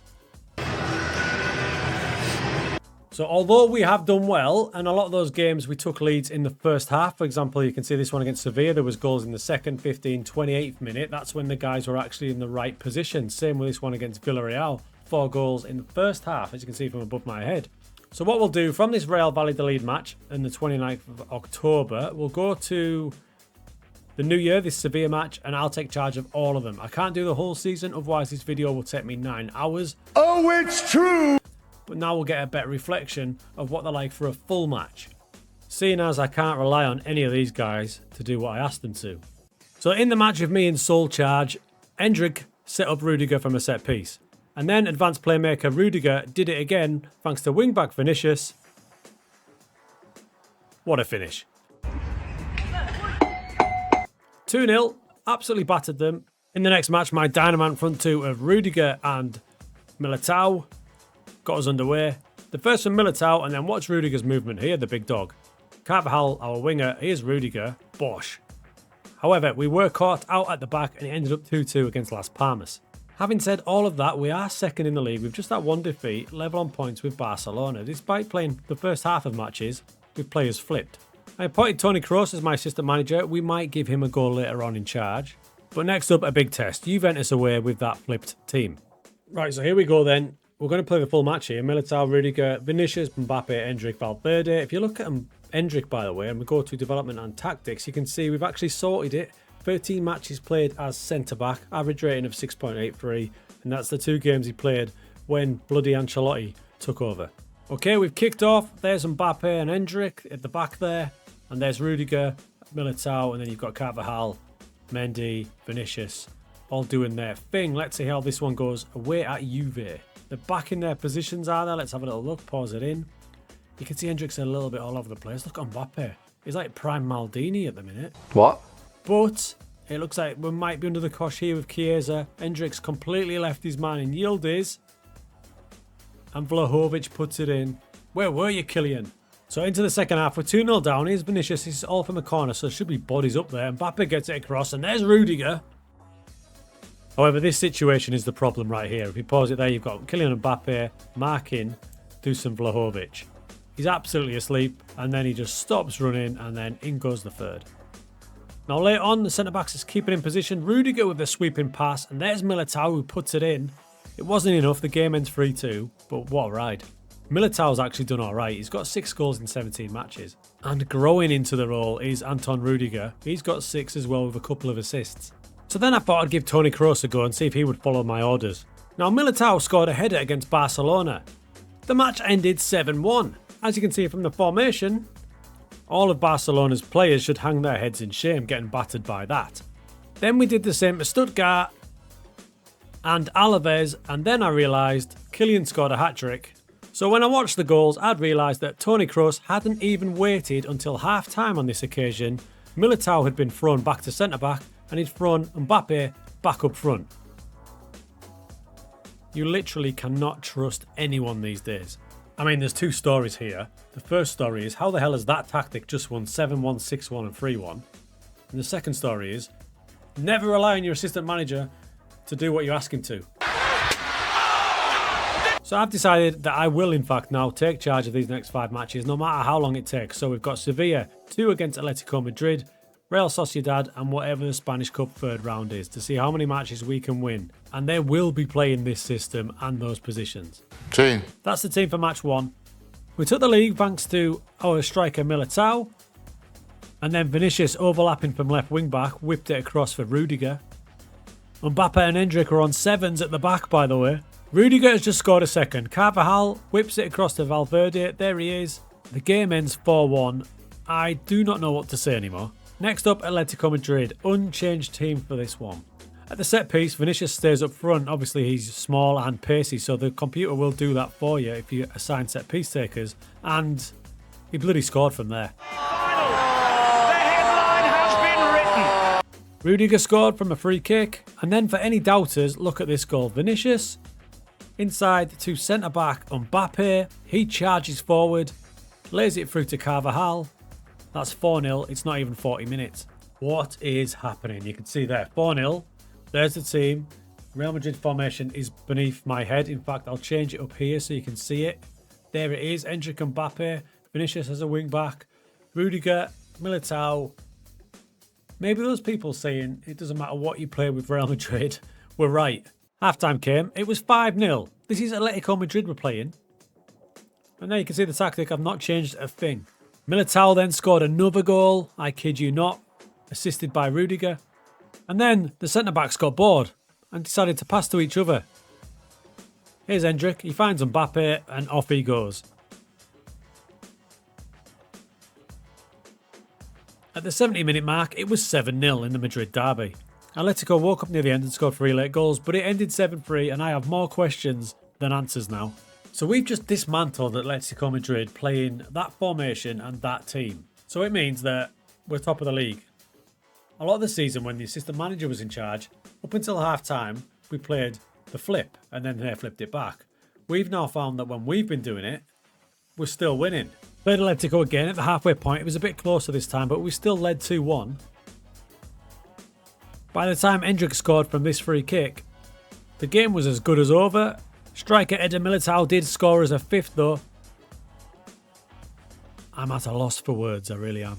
Okay, the final one we'll do, and it's Barcelona in the final of the Super Cup, okay, with that team. Let's see. Bit of faith restored as Lewandowski got the better of his tiny centre-back opposition. And we did concede a second to Ferran Torres, unmarked. But with 88 minutes to go, they haven't blasted through us here at all like you'd expect. We did lose, being the better team, but only by 2 goals. So, my dudes, I have no idea what to make of this. What do you make of it? What do you make of it? There has been a bit of progression from the players. Hendrick can now actually play centre-back, look. He is a decent wide centre-back because he's played there that much. Mbappe's having a bit more of a struggle getting used to the role, but he is getting there. It's not that piercing red anymore. It's more orange. He's getting there, higher up the pitch. Rudiger again, he's nearly there. As Eder Militao also nearly there. So they are getting there. But I think what this shows, this combination of results where they played the first half that clutch of games, then we completely took charge and completely battered teams down here, does show that if you've got a really strong team, they can probably play whatever you want them to. Thoughts? Put them in the comments. I'm intrigued to see. Right, this is big. Let's take every video and tactic we've done in the Weirdest Tactics series. That means all these following tactics will be on this wheel of death. You can see them there. 6 Trequartistas, no midfield, 6 strikers. You get the idea. Every team in the Premier League is going to be put into this wheel, and whatever tactic it lands on, that's their tactic for the season. So potentially, this could be carnage. I've taken charge of Arsenal, but I'm going to take charge of every team in the Premier League, and each one is about to get one of those horrible tactics. As you and I both know, some of those tactics are actually pretty decent. So let's hope that the big teams get the horrible ones. We're going to go in alphabetical order, so Arsenal up first. And all those tactics are in there, other than the 1-1-8. I didn't want to put that in there because it would have just been an absolute show. And we are off. Arsenal, for the season, will be playing no attacking midfielders and no strikers, the Omega Luke special. As a footnote, I won't remove each tactic from the wheel if they are chosen. If more than one team gets it, so be it. There we go, there's Arsenal with the flat chest formation. I'm now going to add each manager and take charge of them. This is going to take 9,000 hours.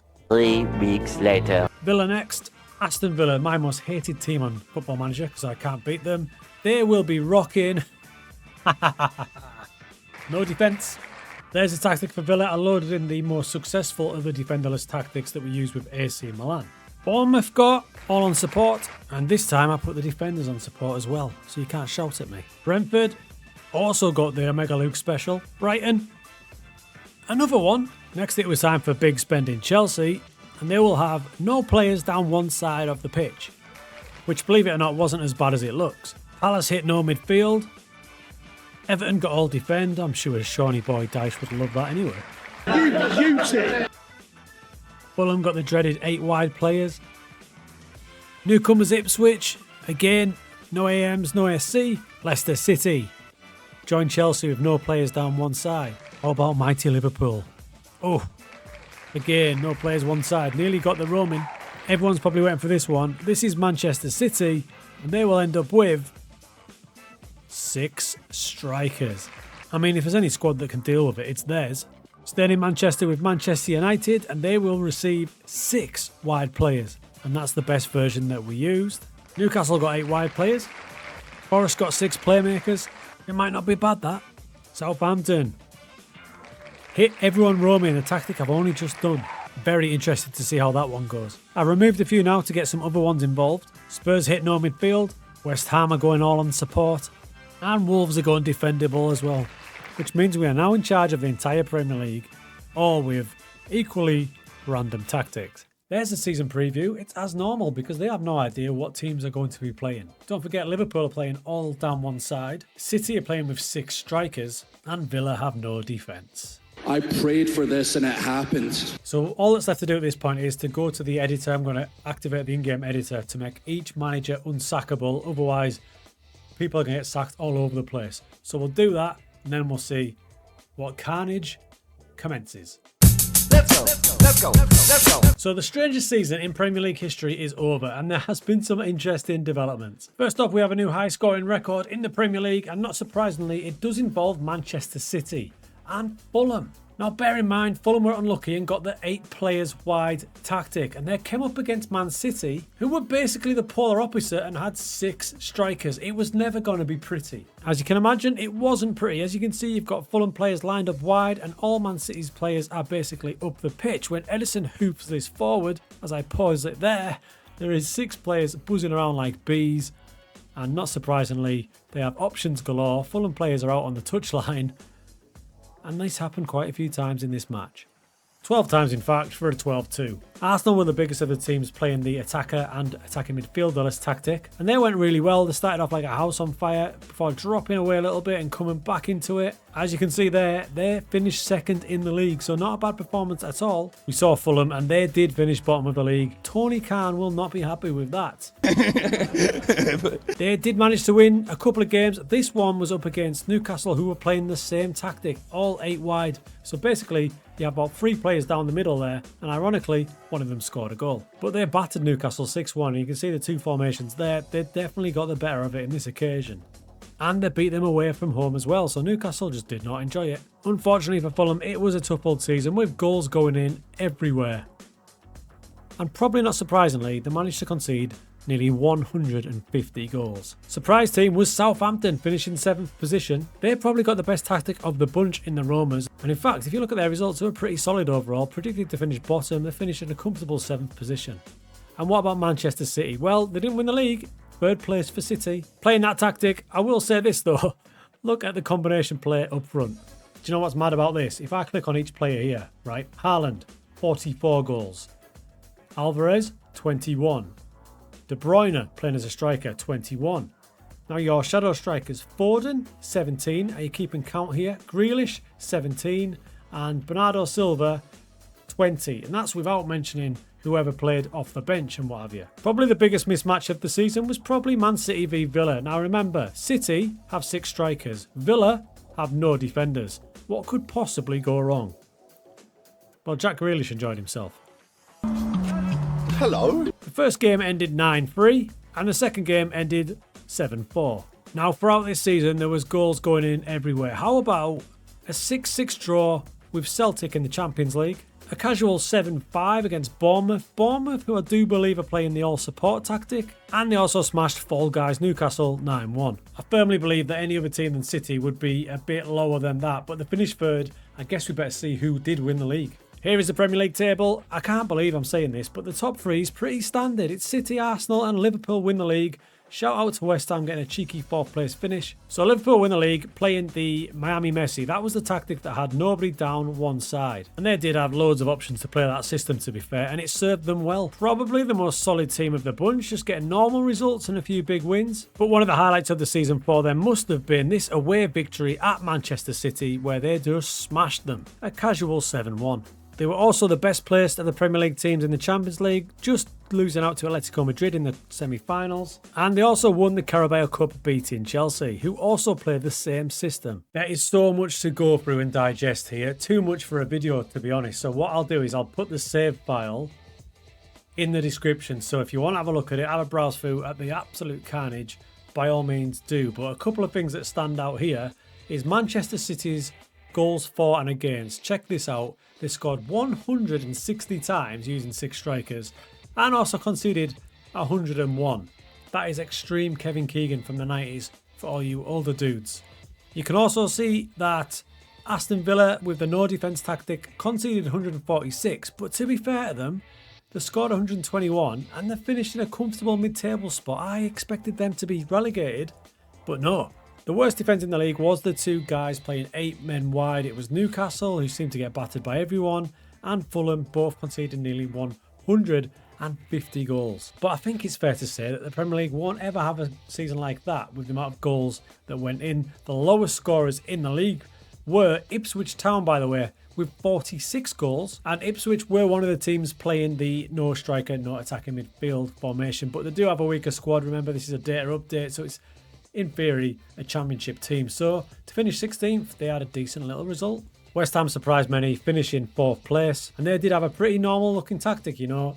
All support duties, even the defenders this time, I remembered to put them on support, and that served them really well when all carnage was going on all around them. There is still one match to go, and it's the FA Cup, and it's Chelsea, who play the no players down one side tactic, up against Brentford, who play the no midfield, no attack. Those 2 formations have proved to be, probably on average, the strongest of the bunch when they're against each other. But them goals for Man City of 164 and 101 against is just ridiculous. As it happens, the best defensive record in the league was comfortably Arsenal, with 38 playing no attacking midfielders, no strikers. Everyone else It's pretty disgusting. So the little experiment is over. We'll let the Premier League go back to normal now, shall we?